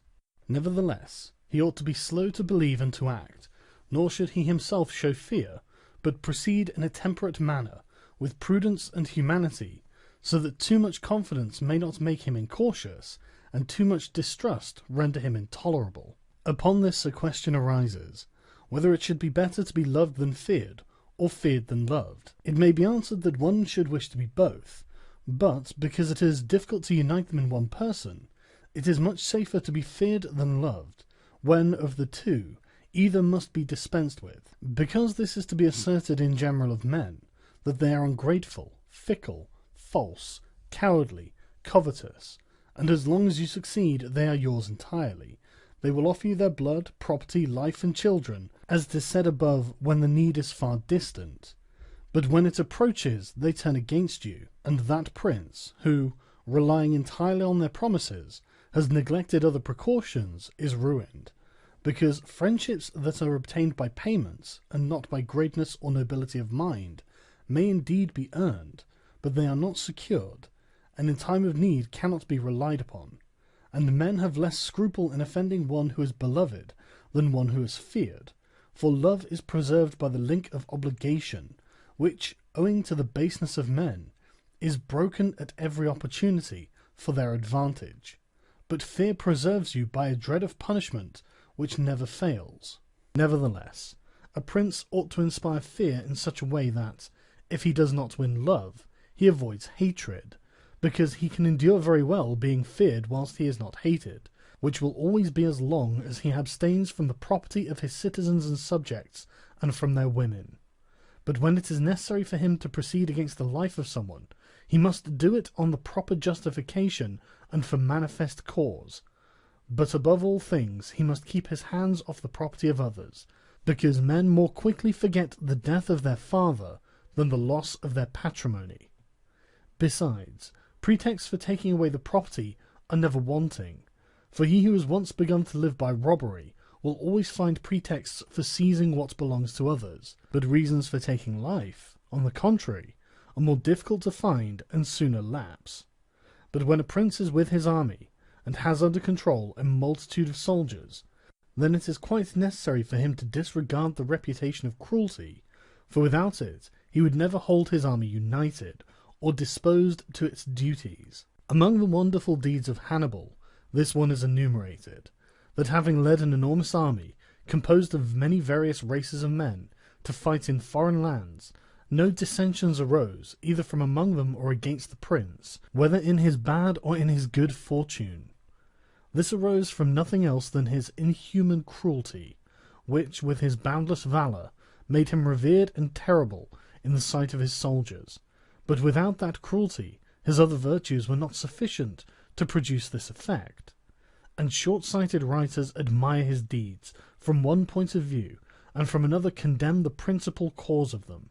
That it is true his other virtues would not have been sufficient for him may be proved by the case of Scipio, that most excellent man, not only of his own times but within the memory of man, against whom, nevertheless, his army rebelled in Spain. This arose from nothing but his too great forbearance, which gave his soldiers more license than is consistent with military discipline. For this he was upbraided in the Senate by Fabius Maximus, and called the corrupter of the Roman soldiery. The Locrians were laid waste by a legate of Scipio, yet they were not avenged by him, nor was the insolence of the legate punished, owing entirely to his easy nature, insomuch that someone in the Senate, wishing to excuse him, said that there were many men who knew much better how not to err than to correct the errors of others. This disposition, if he had been continued in the command, would have destroyed in time the fame and glory of Scipio, but, he being under the control of the Senate, this injurious characteristic not only concealed itself, but contributed to his glory. Returning to the question of being feared or loved, I come to the conclusion that, men loving according to their own will, and fearing according to that of the prince, a wise prince should establish himself on that which is in his own control, and not in that of others. He must endeavour only to avoid hatred, as is noted. Chapter 18. Concerning the way in which princes should keep faith. Everyone admits how praiseworthy it is in a prince to keep faith and to live with integrity and not with craft. Nevertheless, our experience has been that those princes who have done great things have held good faith of little account, and have known how to circumvent the intellect of men by craft, and in the end have overcome those who have relied on their word. You must know that there are two ways of contesting, one by the law, the other by force. The first method is proper to men, the second to beasts. But because the first is frequently not sufficient, it is necessary to have recourse to the second. Therefore it is necessary for a prince to understand how to avail himself of the beast and the man. This has been figuratively taught to princes by ancient writers, who describe how Achilles and many other princes of old were given to the centaur Chiron to nurse, who brought them up in his discipline, which means solely that, as they had for a teacher one who was half beast and half man, so it is necessary for a prince to know how to make use of both natures, and that one without the other is not durable. A prince, therefore, being compelled knowingly to adopt the beast, ought to choose the fox and the lion, because the lion cannot defend himself against snares, and the fox cannot defend himself against wolves. Therefore it is necessary to be a fox to discover the snares, and a lion to terrify the wolves. Those who rely simply on the lion do not understand what they are about. Therefore a wise lord cannot, nor ought he to, keep faith when such observance may be turned against him, and when the reasons that caused him to pledge it exist no longer. If men were entirely good, this precept would not hold, but because they are bad, and will not keep faith with you, you too are not bound to observe it with them. Nor will there ever be wanting to a prince legitimate reasons to excuse this non-observance. Of this endless modern examples could be given, showing how many treaties and engagements have been made void and of no effect through the faithlessness of princes, and he who has known best how to employ the fox has succeeded best. But it is necessary to know well how to disguise this characteristic, and to be a great pretender and dissembler, and men are so simple and so subject to present necessities that he who seeks to deceive will always find someone who will allow himself to be deceived. One recent example I cannot pass over in silence. Alexander VI did nothing else but deceive men, nor ever thought of doing otherwise, and he always found victims, for never was there a man who had greater power in asserting, or who with greater oaths would affirm a thing, yet would observe it less. Nevertheless his deceits always succeeded according to his wishes, because he well understood this side of mankind. Therefore it is unnecessary for a prince to have all the good qualities I have enumerated, but it is very necessary to appear to have them. And I shall dare say this also, that to have them and to always observe them is injurious, and that to appear to have them is useful. To appear merciful, faithful, humane, religious, upright, and to be so, but with a mind so framed that should you require not to be so, you may be able, and know how to change to the opposite. And you have to understand this, that a prince, especially a new one, cannot observe all those things for which men are esteemed, being often forced, in order to maintain the state, to act contrary to fidelity, friendship, humanity, and religion. Therefore it is necessary for him to have a mind ready to turn itself accordingly as the winds and variations of fortune force it. Yet, as I have said above, not to diverge from the good if he can avoid doing so, but if compelled, then to know how to set about it. For this reason, a prince ought to take care that he never lets anything slip from his lips that is not replete with the above-named 5 qualities, that he may appear to him who sees and hears him altogether merciful, faithful, humane, upright, and religious. There is nothing more necessary to appear to have than this last quality, inasmuch as men judge generally more by the eye than by the hand, because it belongs to everybody to see you, to few to come in touch with you. Everyone sees what you appear to be. Few really know what you are, and those few dare not oppose themselves to the opinion of the many who have the majesty of the state to defend them. And in the actions of all men, and especially of princes, which it is not prudent to challenge, one judges by the result. For that reason, let a prince have the credit of conquering and holding his state. The means will always be considered honest, and he will be praised by everybody, because the vulgar are always taken by what a thing seems to be, and by what comes of it, and in the world there are only the vulgar, for the few find a place there only when the many have no ground to rest on. One prince, of the present time, whom it is not well to name, never preaches anything else but peace and good faith, and to both he is most hostile, and either, if he had kept it, would have deprived him of reputation and kingdom many a time. Chapter 19. That one should avoid being despised and hated. Now, concerning the characteristics of which mention is made above, I have spoken of the more important ones, and others I wish to discuss briefly under this generality, that the prince must consider, as has been said in parts before, how to avoid those things which will make him hated or contemptible, and as often as he shall have succeeded, he will have fulfilled his part, and he need not fear any danger in other reproaches. It makes him hated above all things, as I have said, to be rapacious, and to be a violator of the property and women of his subjects, from both of which he must abstain. And when neither their property nor their honour is touched, the majority of men live content, and he has only to contend with the ambition of a few, whom he can curb with ease in many ways.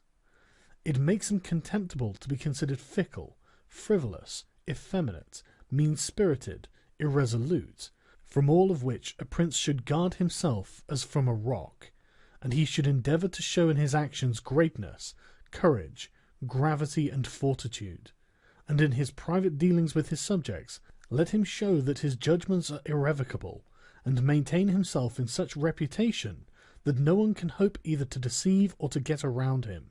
That prince is highly esteemed who conveys this impression of himself, and he who is highly esteemed is not easily conspired against, for, provided it was well known that he is an excellent man, and revered by his people, he can only be attacked with difficulty.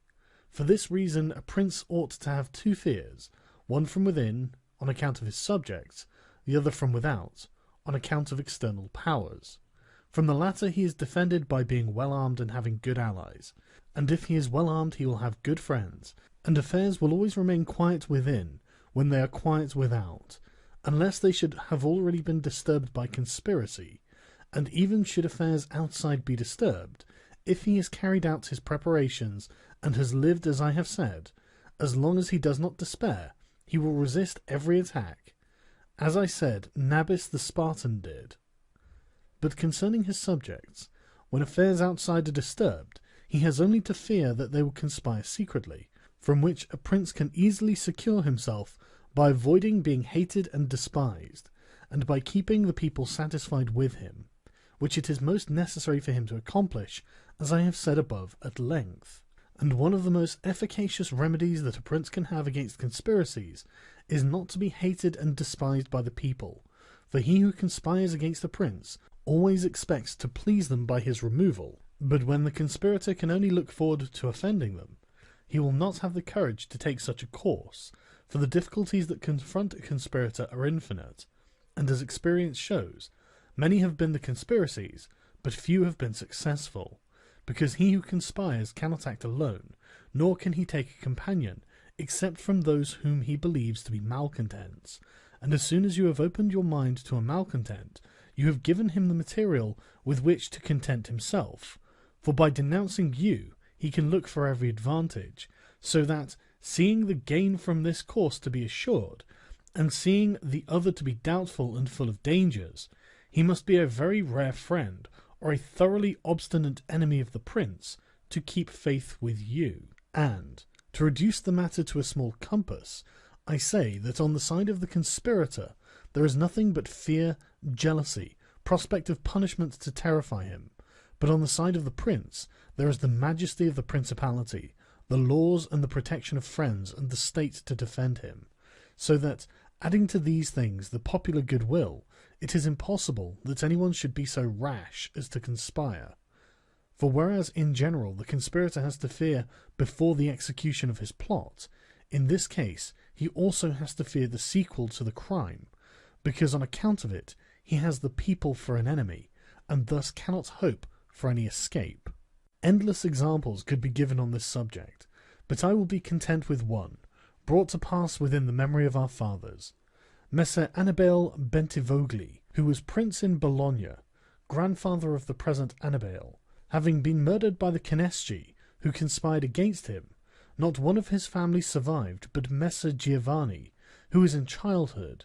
Immediately after his assassination, the people rose and murdered all the Cannesci. This sprung from the popular goodwill which the house of Bentivogli enjoyed in those days in Bologna, which was so great that, although none remained there after the death of Annibale who was able to rule the state, the Bolognese, having information that there was one of the Bentivogli family in Florence, who up to that time had been considered the son of a blacksmith, sent to Florence for him, and gave him the government of their city, and it was ruled by him until Messer Giovanni came in due course to the government.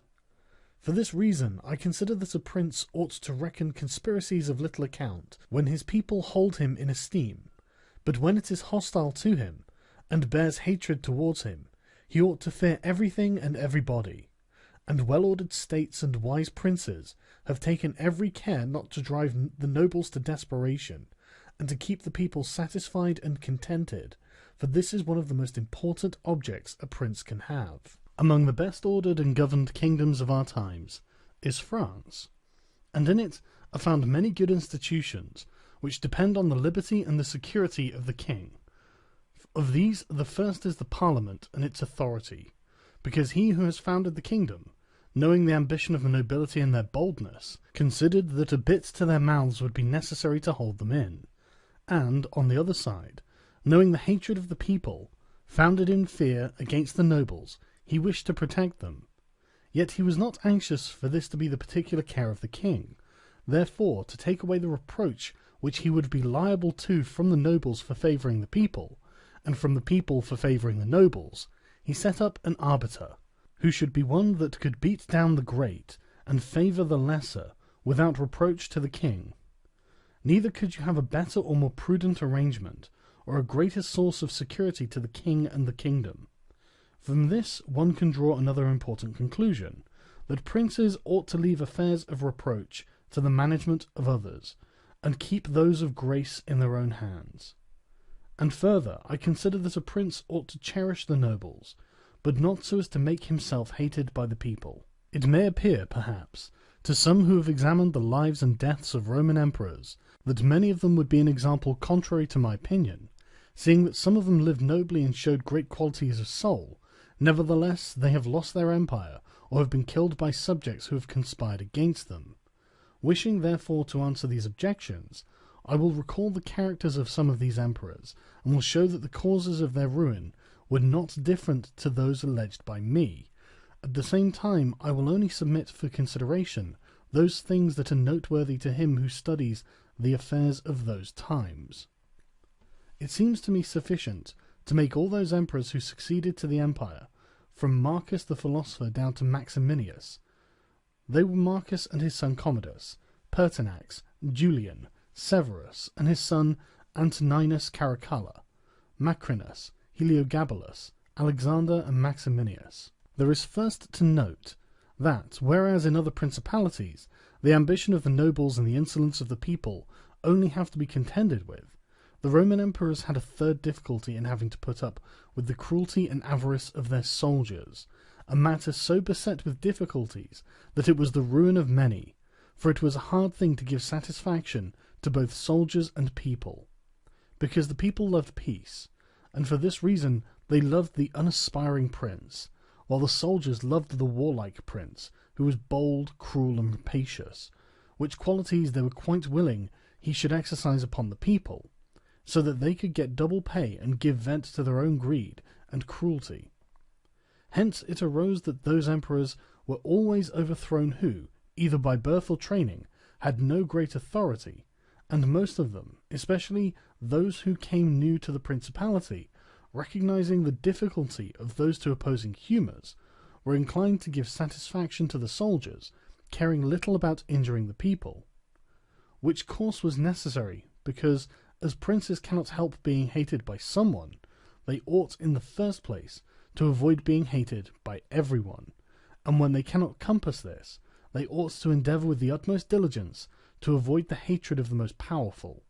Therefore, those emperors who sought through inexperience had need of special favour adhered more readily to the soldiers than to the people, a course which turned out advantageous to them or not, accordingly as the prince knew how to maintain authority over them.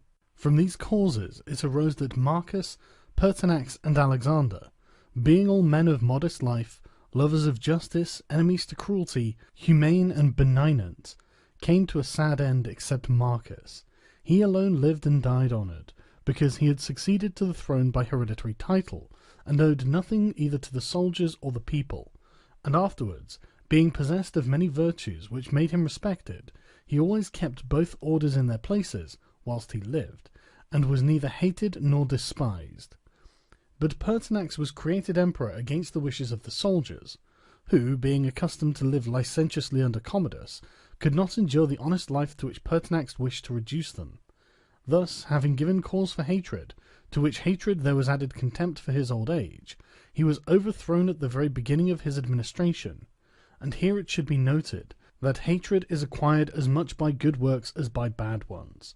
Therefore, as I said before, a prince wishing to keep his state is very often forced to do evil, for when that body is corrupt whom you think you have need of to maintain yourself, it be either the people or the soldiers or the nobles, you have to submit to its humours and to gratify them, and then good works will do you harm.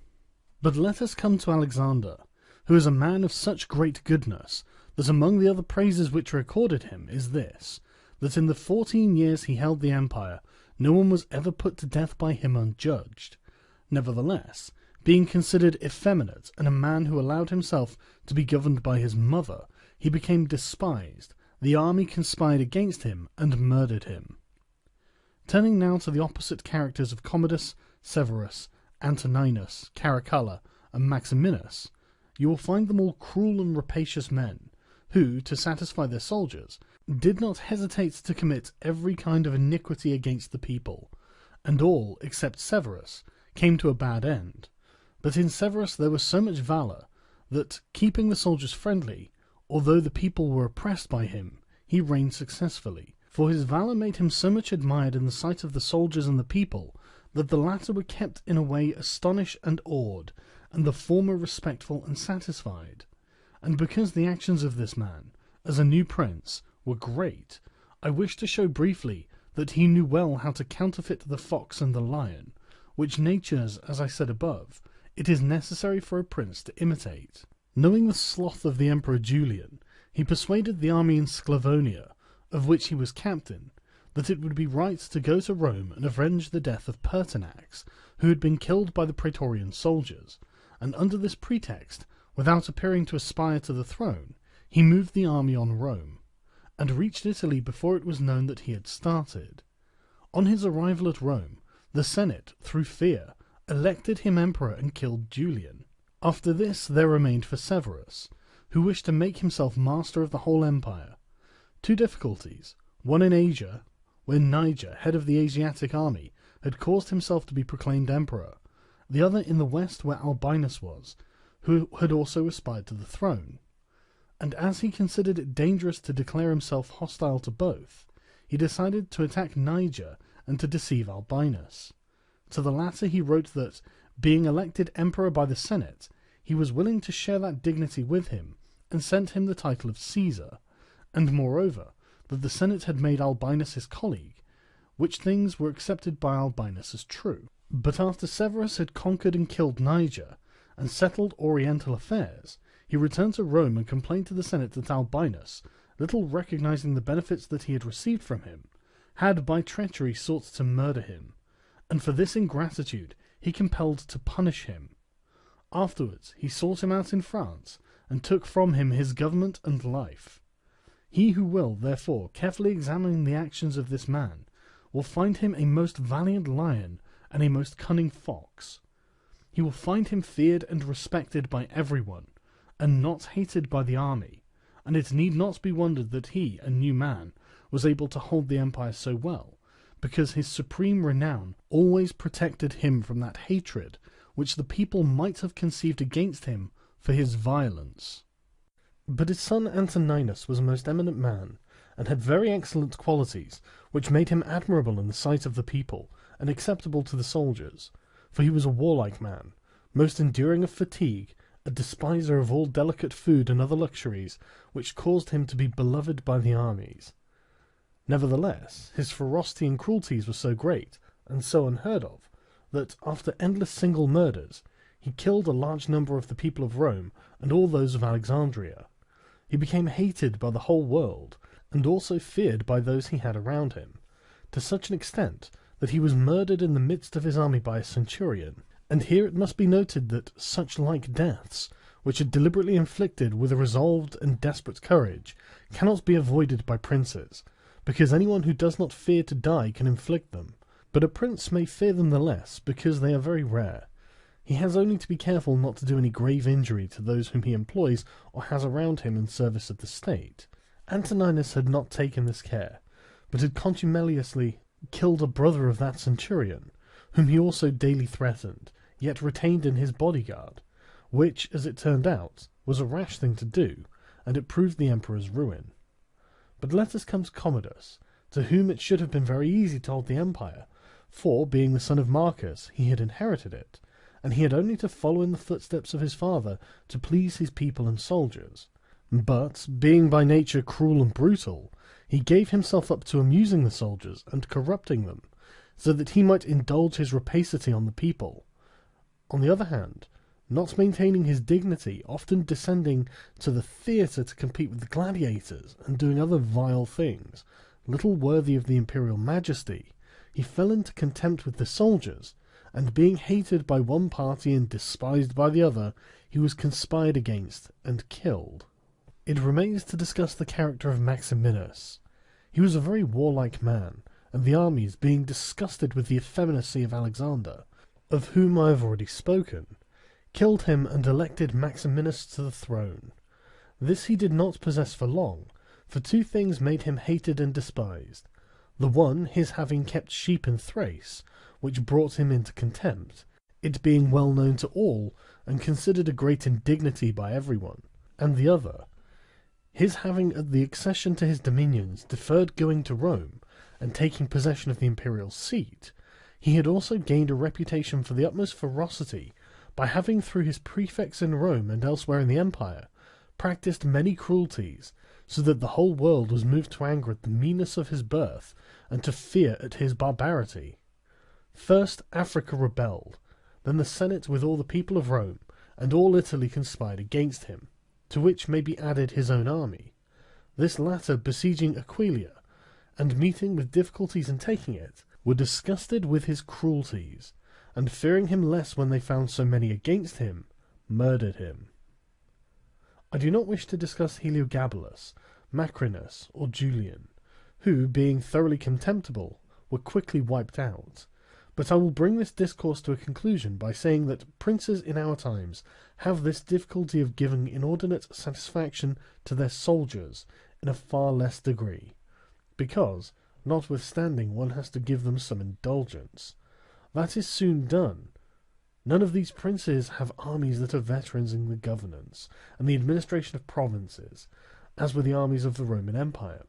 And whereas it was then more necessary to give satisfaction to the soldiers than to the people, it is now more necessary to all princes, except the Turk and the Soldan, to satisfy the people rather than the soldiers, because the people are the more powerful. From the above I have accepted the Turk, who always keeps around him 12,000 infantry and 15,000 cavalry, on which depend the security and the strength of the kingdom. And it is necessary that, putting aside every consideration for the people, he should keep them as his friends. The kingdom of the Soldan is similar, being entirely in the hands of soldiers. It follows again that, without regard to the people, he must keep them as his friends. But you must note that the state of the Soldan is unlike all other principalities, for the reason that it is like the Christian pontificate, which cannot be called either a hereditary or a newly formed principality, because the sons of the old prince are not the heirs, but he who is elected to the position by those who have authority, and the sons remain only noblemen. And this being an ancient custom, it cannot be called a new principality, because there are none of those difficulties in it that are met with new ones. For although the prince is new, the constitution of the state is old, and it is framed so as to receive him as if he were its hereditary lord. But returning to the subject of our discourse, I say that whoever will consider it will acknowledge that either hatred or contempt has been fatal to the above-named emperors, and it will be recognized also how it happened that, a number of them acting in one way, and a number in another, only one in each way came to a happy end, and the rest to unhappy ones. Because it would have been useless and dangerous for Pertinax and Alexander, being new princes, to imitate Marcus, who was heir to the principality, and likewise it would have been utterly destructive to Caracalla, Commodus, and Maximinus to have imitated Severus, they not having sufficient valour to enable them to tread in his footsteps. Therefore, a prince new to the principality cannot imitate the actions of Marcus, nor again is it necessary to follow in those of Severus, but he ought to take from Severus those parts which are necessary to found his state, and from Marcus those which are proper and glorious, to keep a state that may already be stable and firm. Chapter 20. Of fortresses, and many other things to which princes often resort, advantageous or hurtful. Some princes, so as to hold securely the state, have disarmed their subjects. Others have kept their subject towns distracted by factions. Others have fostered enmities against themselves. Others have laid themselves out to gain over those whom they distrusted in the beginning of their governments. Some have built fortresses, some have overthrown and destroyed them. And although one cannot give a final judgment on all of these things unless one possesses the particulars of those states in which a decision was to be made, nevertheless, I will speak as comprehensively as the matter of itself will admit. There never was a new prince who disarmed his subjects. Rather, when he has found them disarmed, he has always armed them, because by arming them, those arms become yours. Those men who are distrusted become faithful, and those who are faithful are kept so, and your subjects become your adherents. And whereas all subjects cannot be armed, yet when those whom you do arm are benefited, the others can be handled more freely.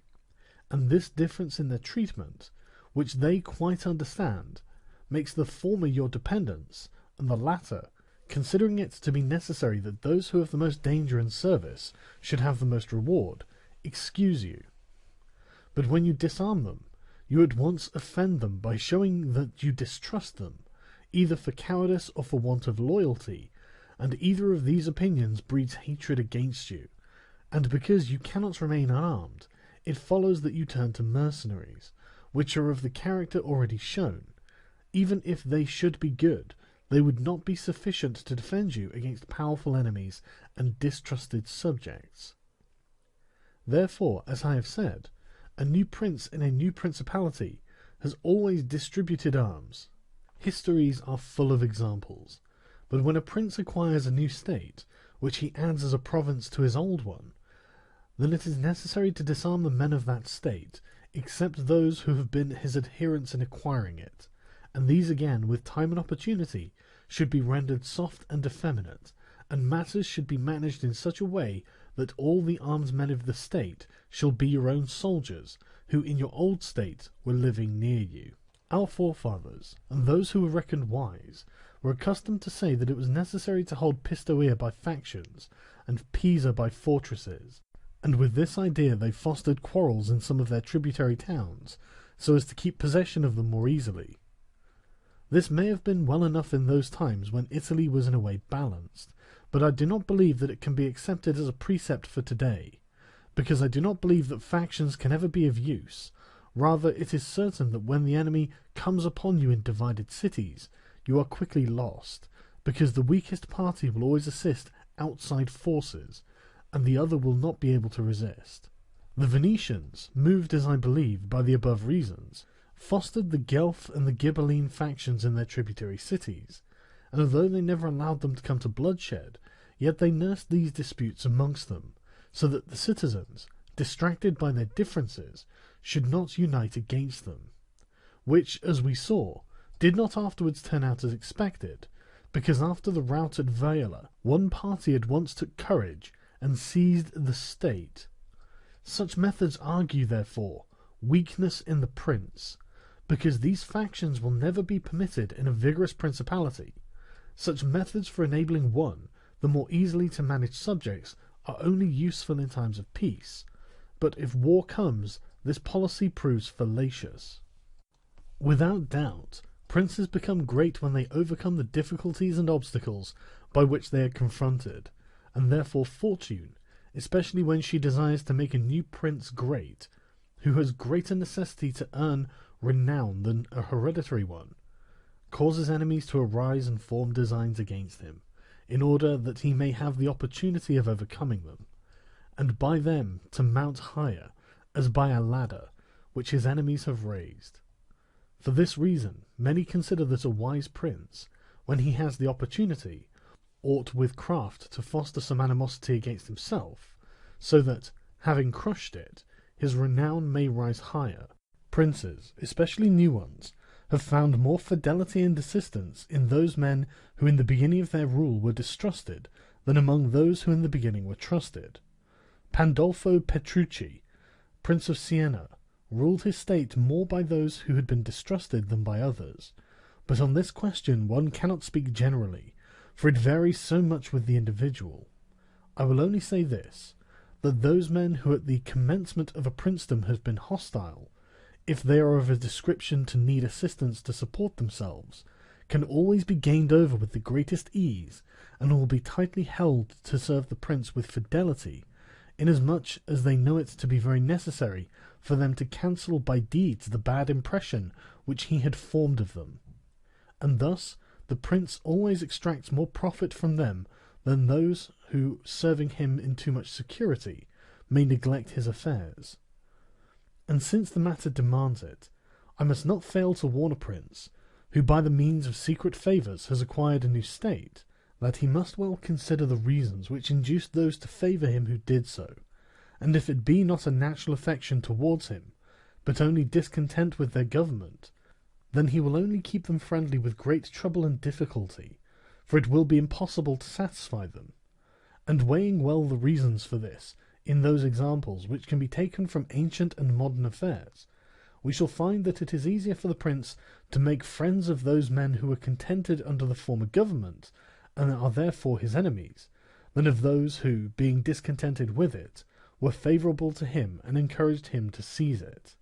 It has been a custom with princes, in order to hold their states more securely, to build fortresses that may serve as a bridle and bit to those who might design to work against them, and as a place of refuge from a first attack. I praise this system because it has been made use of formerly, notwithstanding that Messer Niccolo Vitelli in our times has been seen to demolish 2 fortresses in Città di Castello so that he might keep that state. Guido Ubaldo, Duke of Urbino, on returning to his dominion, whence he had been driven by Cesare Borgia, raised to the foundations all the fortresses in that province, and considered that without them it would be more difficult to lose it. The Bentivogli, returning to Bologna, came to a similar decision. Fortresses, therefore, are useful or not according to circumstances. If they do you good in one way, they injure you in another. And this question can be reasoned thus. The prince who has more to fear from the people than from foreigners ought to build fortresses, but he who has more to fear from foreigners than from the people ought to leave them alone. The castle of Milan, built by Francesco Sforza, has made and will make more trouble for the house of Sforza than any other disorder in the state. For this reason, the best possible fortress is not to be hated by the people, because although you may hold the fortresses, yet they will not save you if the people hate you. For there will never be wanting foreigners to assist a people who have taken arms against you. It has not been seen in our times that such fortresses have been of any use to a prince, unless to the Count of Forli, when the Count Girolamo, her consort, was killed, for by that means she was able to withstand the popular attack and wait for assistance from Milan, and thus recover her state, and the posture of affairs was such at the time that the foreigners could not assist the people. But the fortresses were of little value to her afterwards, when Cesare Borgia attacked her, and when the people, her enemy, were allied with foreigners. Therefore it would have been safer for her, both then and before, not to have been hated by the people than to have had the fortresses. All these things considered, then, I shall praise him who builds fortresses as well as him that does not, and I shall blame whoever, trusting in them, cares little about being hated by the people. Chapter 21. How a prince should conduct himself so as to gain renown. Nothing makes a prince so much esteemed as great enterprises and setting a fine example. We have in our time Ferdinand of Aragon, the present King of Spain. He can almost be called a new prince, because he has risen by fame and glory from being an insignificant king to being the foremost king in Christendom. And if you will consider his deeds, you will find them all great, and some of them extraordinary. In the beginning of his reign he attacked Granada, and this enterprise was the foundation of his dominions. He did this quietly at first, without any fear of hindrance, for he held the minds of the barons of Castile occupied in thinking of the war and not anticipating any innovations. Thus they did not perceive that by these means he was acquiring power and authority over them. He was able with the money of the church and of the people to sustain his armies, and by that long war to lay the foundation for the military skill which has since distinguished him. Further, always using religion as a plea, so as to undertake greater schemes, he devoted himself with pious cruelty to driving out and clearing his kingdom of the Moors, nor could there be any more admirable example, nor one more rare. Under this same cloak he assailed Africa, he came down on Italy, he has finally attacked France, and thus his achievements and designs have always been great, and have kept the minds of his people in suspense and admiration, and occupied with the issue of them. And his actions have arisen in such a way, one out of the other, that men have never been given time to work steadily against him. Again, it much assists a prince to set unusual examples in internal affairs, similar to those which are related of Messer Bernardo di Milano, who, when he had the opportunity, by any one in civil life doing some extraordinary thing, either good or bad, he would take some method of rewarding or punishing him, which would be much spoken about. And a prince ought, above all things, always endeavour in every action to gain for himself the reputation of being a great and remarkable man. A prince is also respected when he is either a true friend or a downright enemy. That is to say, when, without any reservation, he declares himself in favour of one party against the other, which course will always be more advantageous than standing neutral, because if two of your powerful neighbours come to blows, they are of such a character that, if one of them conquers, you have to either fear him or not. In either case it will always be more advantageous for you to declare yourself and to make war strenuously, because in the first case, if you do not declare yourself, you will invariably fall a prey to the conqueror, to the pleasure and satisfaction of him who has been conquered, and you will have no reasons to offer, nor anything to protect or shelter you, because he who conquers does not want doubtful friends who will not aid him in the time of trial, and he who loses will not harbour you, because you did not willingly, sword in hand, court his fate. Antiochus went into Greece, being sent for by the Aetolians to drive out the Romans. He sent envoys to the Achaeans, who were friends of the Romans, exhorting them to remain neutral, and on the other hand the Romans urged them to take up arms. The question came to be discussed in the council of the Achaeans, where the legate of Antiochus urged them to stand neutral. To this the Roman legate answered, "As for that which has been said, it is better and more advantageous for your state not to interfere in our war, nothing can be more erroneous, because by not interfering you will be left, without favour or consideration, the guerdon of the conqueror. Thus it will always happen that he who is not your friend will demand your neutrality, whilst he who is your friend will entreat you to declare yourself with arms, and irresolute princes, to avoid present dangers, generally follow the neutral path, and are generally ruined.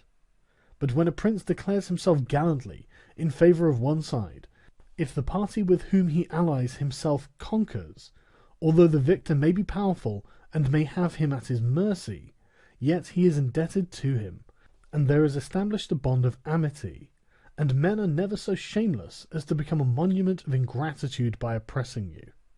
Victories, after all, are never so complete that the victor must not show some regard, especially to justice. But if he with whom you ally yourself loses, you may be sheltered by him, and whilst he is able he may aid you, and you become companions on a fortune that may rise again. In the second case, when those who fight are of such a character that you have no anxiety as to who may conquer, so much the more is it greater prudence to be allied, because you assist at the destruction of one by the aid of another who, if he had been wise, would have saved him, and conquering, as it is impossible that he should not do with your assistance, he remains at your discretion. And here it is to be noted that a prince ought to take care never to make an alliance with one more powerful than himself for the purposes of attacking others, unless necessity compels him, as it is said above, because if he conquers, then you are at his discretion, and princes ought to avoid as much as possible being at the discretion of anyone. The Venetians joined with France against the Duke of Milan, and this alliance, which caused their ruin, could have been avoided. But when it cannot be avoided, as what happened to the Florentines when the Pope and Spain sent armies to attack Lombardy, then in such a case, for the above reasons, the prince ought to favour one of the parties. Never let any government imagine that it can choose perfectly safe courses. Rather let it expect to have to take very doubtful ones, because it is found in ordinary affairs that one never seeks to avoid one trouble without running into another, but prudence consists in knowing how to distinguish the character of troubles, and for the choice to take the lesser evil. A prince ought also to show himself a patron of ability, and to honour the proficient in every art. At the same time he should encourage his citizens to practice their callings peaceably, both in commerce and agriculture, and in every other following, so that one should not be deterred from improving his possessions for fear lest they be taken away from him, or another from opening up trade for fear of taxes. But the prince ought to offer rewards to whoever wishes to do these things and designs in any way to honour the city or state. Further, he ought to entertain the people with festivals and spectacles at the convenient seasons of the year, and as every city is divided into guilds or into societies, he ought to hold such bodies in esteem, and associate with them sometimes, and show himself an example of courtesy and liberality, nevertheless, always maintaining the majesty of his rank. For this he must never consent to abate in anything. Chapter 22. Concerning the secretaries of princes. The choice of servants is of no little importance to a prince, and they are good or not according to the discrimination of the prince. And the first opinion which one forms of a prince, and of his understanding, is by observing the men he has around him, and when they are capable and faithful, he may always be considered wise, because he has known how to recognize the capable and to keep them faithful. But when they are otherwise, one cannot form a good opinion of him, for the prime error which he has made was in choosing them. There were none who knew Messer Antonio de Venafro as the servant of Pandolfo Petrucci, Prince of Siena, who would not consider Pandolfo to be a very clever man in having Venafro for his servant, because there are three classes of intellects, one which comprehends by itself, another which appreciates what others comprehended, and a third which neither comprehends by itself nor by the showing of others. The first is the most excellent, the second is good, the third is useless. Therefore it follows necessarily that if Pandolfo was not in the first rank, he was in the second. For whenever one has judgment to know good and bad, when it is said and done, although he himself may not have the initiative, yet he can recognize the good and the bad in his servant, and the one he can praise, and the other correct. Thus the servant cannot hope to deceive him, and is kept honest. But to enable a prince to form an opinion of his servant, there is one test which never fails. When you see the servant thinking more of his own interest than of yours, and seeking inwardly to his profit in everything, such a man will never make a good servant, nor will you ever be able to trust him, because he who has the state of another in his hands ought never to think of himself, but always of his prince, and never pay any attention to matters in which the prince is not concerned. On the other hand, to keep his servant honest, the prince ought to study him, honouring him, enriching him, doing him kindnesses, sharing with him the honours and the cares, and at the same time let him see that he cannot stand alone, so that many honours may not make him desire more, many riches make him wish for more, and that many cares may make him dread chances. When, therefore, servants and princes towards servants are thus disposed, they can trust each other. But when it is otherwise, the end will always be disastrous for either one or the other. Chapter 23. How Flatterers should be avoided. I do not wish to leave out an important branch of this subject, for it is a danger from which princes are with difficulty preserved, unless they are very careful and discriminating. It is that of flatterers, of whom courts are full, because men are so self-complacent in their own affairs, and in a way so deceived in them, that they are preserved with difficulty from this pest, and if they wish to defend themselves, they run the danger of falling into contempt, because there is no other way of guarding oneself from flatterers, except letting men understand that to tell you the truth does not offend you. But when everyone may tell you the truth, respect for you abates. Therefore, a wise prince ought to hold a third course, by choosing the wise men in his state, and giving to them only the liberty of speaking the truth to him, and then only of those things which he inquires, and of none others, but he ought to question them upon everything, and listen to their opinions, and afterwards form his own conclusions. With these counsellors, separately and collectively, he ought to carry himself in such a way that each of them should know that, the more freely he shall speak, the more he shall be preferred. Outside of these, he should listen to no one, pursue the thing resolved on, and be steadfast in his resolutions. He who does otherwise is either overthrown by flatterers, or is so often changed by varying opinions that he falls into contempt. I wish on this subject to adduce a modern example. Fra Lucia, the man of affairs to Maximilian, the present emperor, speaking of his majesty, said, he consulted with no one, yet never got his own way in anything. This arose because of his following a practice the opposite to the above. For the emperor is a secretive man. He does not communicate his designs to anyone, nor does he receive opinions on them. But as in carrying them into effect they have become revealed and known, they are at once obstructed by those men whom he has around him, and he, being pliant, is diverted from them. Hence it follows that those things he does one day, he undoes the next, and no one ever understands what he wishes or intends to do, and no one can rely on his resolutions. A prince, therefore, ought always to take counsel, but only when he wishes and not when others wish. He ought rather to discourage everyone from offering advice unless he asks for it, but, however, he ought to be a constant inquirer, and afterwards a patient listener concerning the things of which he is inquired. Also, on learning that anyone, on any consideration, has not told him the truth, he should let his anger be felt. And if there are some who think that a prince who conveys an impression of his wisdom is not so through his own ability, but through the good advisers that he has around him, beyond a doubt they are deceived, because this is an axiom which never fails, that a prince who is not wise himself will never take good advice, unless by chance he has yielded his affairs entirely to one person who happens to be a very prudent man. In this case, indeed, he may be well governed, but it would not be for long, because such a governor would, in a short time, take away his state from him. But if a prince who is not inexperienced should take counsel from more than one, he will never get united counsels, nor will he know how to unite them.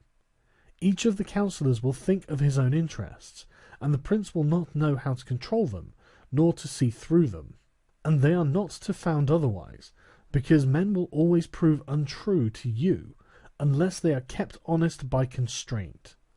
Therefore it must be inferred that good counsels, whencesoever they come, are born of the wisdom of the prince, and not the wisdom of the prince from good counsels. Chapter 24. Why the princes of Italy have lost their states. The previous suggestions, carefully observed, will enable a new prince to appear well established, and render him at once more secure and fixed in the state than if he had been long seated there. For the actions of a new prince are more narrowly observed than those of a hereditary one, and when they are seen to be able, they gain more men and bind far tighter than ancient blood, because men are attracted more by the present than by the past, and when they find the present good, they enjoy it and seek no further.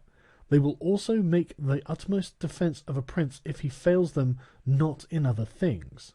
Thus it will be a double glory for him to have established a new principality, and adorned and strengthened it with good laws, good arms, good allies, and with a good example. So it will be a double disgrace to him who, born a prince, shall lose his state by want of wisdom. And if those signors are considered to have lost their states in Italy in our times, such as the King of Naples, the Duke of Milan, and others, there will be found in them, firstly, one common defect in regard to arms, from the causes which have been discussed at length. In the next place, some of them will be seen either to have had the people hostile, or if he has had the people friendly, he has not known how to secure the nobles. In the absence of these defects, states that have had enough power to keep an army in the field cannot be lost. Philip of Macedon, not the father of Alexander the Great, but he who was conquered by Titus Quintinius, had not much territory compared to the greatness of the Romans, and of Greece who attacked him, yet, being a warlike man who knew how to attract the people and secure the nobles, he sustained the war against his enemies for many years, and if in the end he lost the dominion of some cities, nevertheless he retained the kingdom. Therefore do not let our princes accuse fortune for the loss of their principalities after so many years' possession, but rather their own sloth, because in quiet times they never thought that there could be a change. It is a common defect in man not to make any provision in the calm against a tempest, and when afterwards the bad times came, they thought of flight and not defending themselves, and they hoped that the people, disgusted with the insolence of the conquerors, would recall them. This course, when others fail, may be good, but it is very bad to have neglected all other expedients for that, since you would never wish to fall because you trusted to be able to find someone later on to restore you. This again either does not happen, or, if it does, it will not be for your security, because that deliverance is of no avail which does not depend upon yourself. Those only are reliable, certain, and durable that depend on yourself and your valour. Chapter 25. What fortune can effect in human affairs, and how to withstand her. It is not unknown to me how many men have had, and still have, the opinion that the affairs of the world are in such wise governed by fortune and by God, that men with their wisdom cannot direct them, and that no one can even help them, and because of this they would have us believe that it is not necessary to labour much in affairs, but to let chance govern them. This opinion has been more credited in our times, because of the great changes in human affairs which have been seen, and may still be seen every day, beyond all human conjecture. Sometimes pondering over this, I am in some degree inclined to their opinion. Nevertheless, not to extinguish our free will, I hold it to be true that fortune is the arbiter of one half of our actions, but that she still leaves us to direct the other half, or perhaps a little less. I compare her to one of those raging rivers, which when in flood overflows the plains, sweeping away trees and buildings, bearing away the soil from place to place. Everything flies before it, all yield to its violence, without being able in any way to withstand it, and yet, though its nature be such, it does not follow therefore that men, when the weather becomes fair, shall not make provision, both with defences and barriers, in such a manner that, rising again, the waters may pass away by canal, and their force be neither so unrestrained nor so dangerous. So it happens with fortune, who shows her power where valour has not prepared to resist her, and thither she turns her forces where she knows that barriers and defences have not been raised to constrain her. And if you will consider Italy, which is the seat of these changes, and which has given to them their impulse, you will see it to be an open country without barriers, and without any defence. For if it had been defended by proper valour, as are Germany, Spain, and France, either this invasion would not have made the great changes that it has made, or it would not have come at all. And this I consider enough to say concerning resistance to fortune in general. But confining myself more to the particular, I say that a prince may be seen happy today and ruined tomorrow, without having shown any change of disposition or character. This, I believe, arises firstly from causes that have already been discussed at length, namely, that the prince who relies entirely on fortune is lost when it changes. I believe also that he will be successful who directs his actions according to the spirit of the times, and that he whose actions do not accord with the times will not be successful, because men are seen in affairs that lead to the end which every man has before him, namely, glory and riches, to get there by various methods, one with caution, another with haste, one by force, another by skill, one by patience, another by its opposite, and each one succeeds in reaching the goal by a different method. One can also see of two cautious men, the one attain his end and the other fail, and similarly, two men by different observances are equally successful, the one being cautious, the other impetuous. All this arises from nothing else than whether or not they conform in their methods to the spirit of the times. This follows from what I have said, that two men working differently bring about the same effect, and of two working similarly, one attains his object and the other does not. Changes in a state also issue from this, for if to one who governs himself with caution and patience, time and affairs converge in such a way that his administration is successful, his fortune is made. But if time and affairs change, he is ruined if he does not change his course of action. But a man is not often found sufficiently circumspect to know how to accommodate himself to the change, both because he cannot deviate from what nature inclines him to do, and also because, having always prospered by acting in one way, he cannot be persuaded that it is well to leave it, and therefore the cautious man, when it is time to turn adventurous, does not know how to do it. But he had changed his conduct with the times, fortune would not have changed. Pope Julius II went to work impetuously in all his affairs, and found the times and circumstances conform so well to that line of action that he always met with success. Consider his first enterprise against Bologna, Messer Giovanni Bentivogli being still alive. The Venetians were not agreeable to it, nor was the King of Spain, and he had the enterprise still under discussion with the King of France.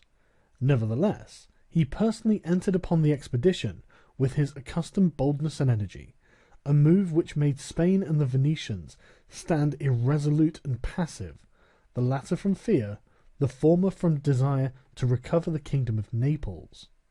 On the other hand, he drew after him the King of France, because that king, having observed the movement, and desiring to make the Pope his friend, so as to humble the Venetians, found it impossible to refuse him.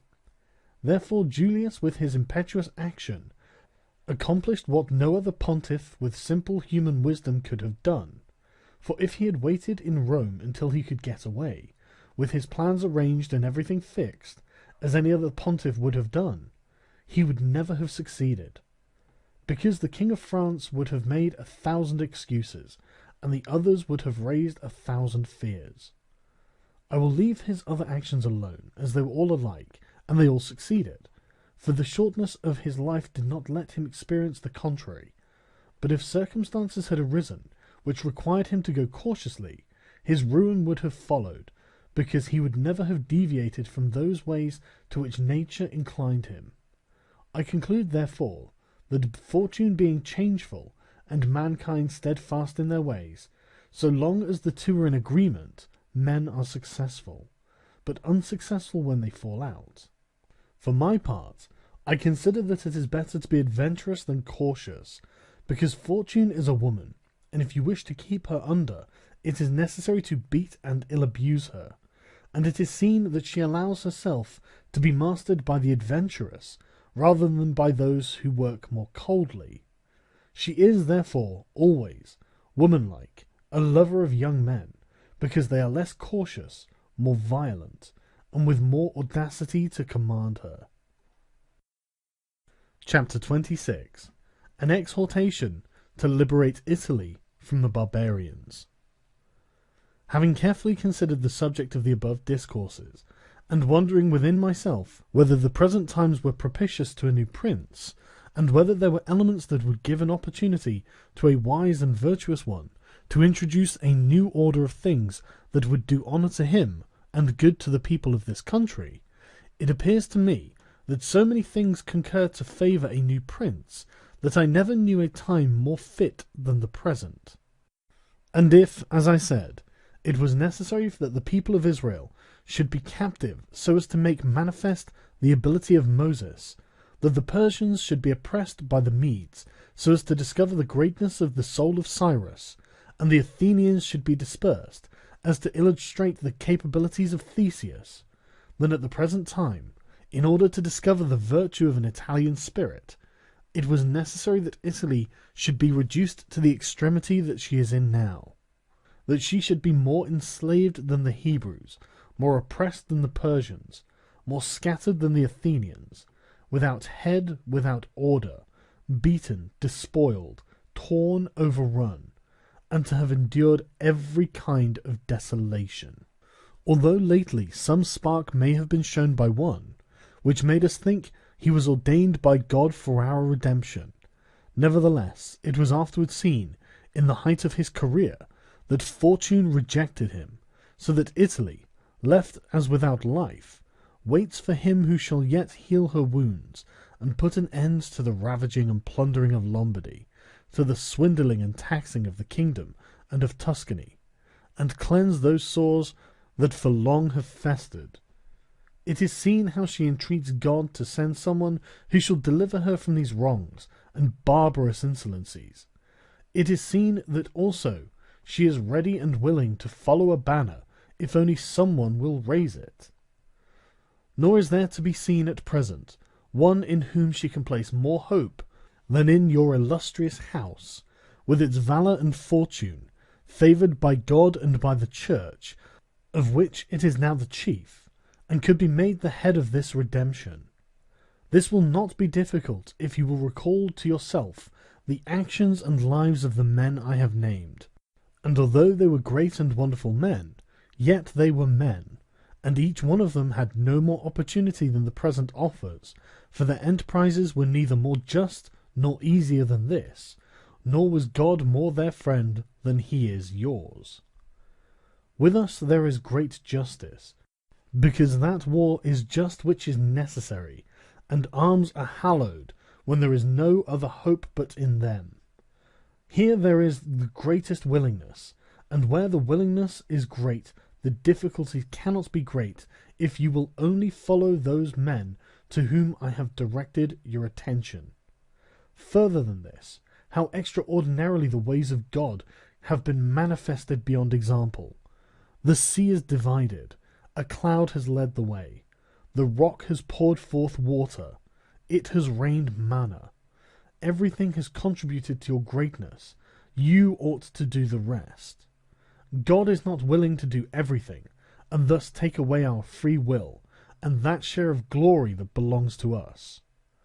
And it is not to be wondered at if none of the above-named Italians have been able to accomplish all that is expected from your illustrious house, and if in so many revolutions in Italy, and in so many campaigns, it has always appeared as if military virtue were exhausted. This has happened because the old order of things was not good, and none of us have known how to find a new one. And nothing honours a man more than to establish new laws and new ordinances, when he himself was newly risen. Such things, when they are well-founded and dignified, will make him revered and admired, and in Italy there are not wanting opportunities to bring such into use in every form. Here there is great valour in the limbs, whilst it fails in the head. Look attentively at the duels and the hand-to-hand combats, how superior the Italians are in strength, dexterity, and subtlety. But when it comes to armies they do not bear comparison, and this springs entirely from the insufficiency of the leaders, since those who are capable are not obedient, and each one seems to himself to know that, having never been any one so distinguished above the rest, either by valour or fortune, that others would yield to him. Hence it is that for so long a time, and during so much fighting in the past 20 years, whenever there has been an army wholly Italian, it has always given a poor account of itself. The first witness to this is Il Taro, afterwards Alessandria, Capua, Genoa, Velia, Bologna, Maestri. If, therefore, your illustrious house wishes to follow these remarkable men who have redeemed their country, it is necessary before all things, as a true foundation for every enterprise, to be provided with your own forces, because there can be no more faithful, truer, or better soldiers. And although singly they are good, altogether they will be much better when they find themselves commanded by their prince, honoured by him, and maintained at his expense. Therefore it is necessary to be prepared with such arms, so that you can be defended against foreigners by Italian valour. And although Swiss and Spanish infantry may be considered very formidable, nevertheless there is a defect in both, by reason of which a third order would not only be able to oppose them, but might be relied upon to overthrow them. For the Spaniards cannot resist cavalry, and the Switzers are afraid of infantry whenever they encounter them in close combat.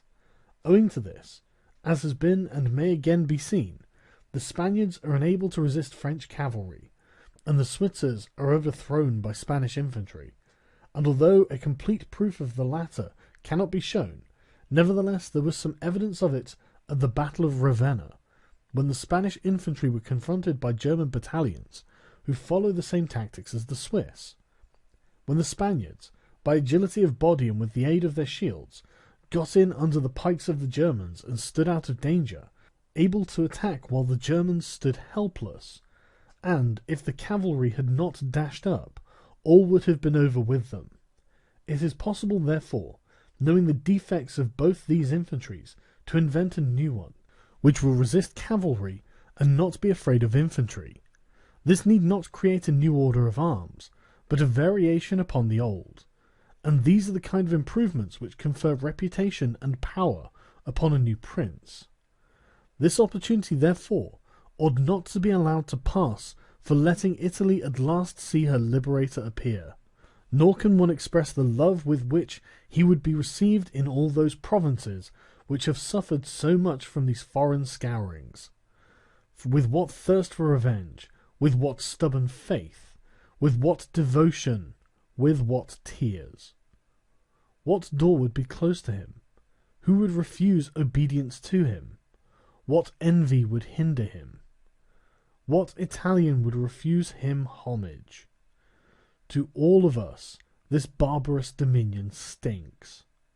Let, therefore, your illustrious house take up this charge, with that courage and hope with which all just enterprises are undertaken, so that, under its standard, our native country may be ennobled, and under its auspices may be verified that saying of Petrarch, "Virtue against fury shall advance the fight, and it in the combat soon shall put to flight.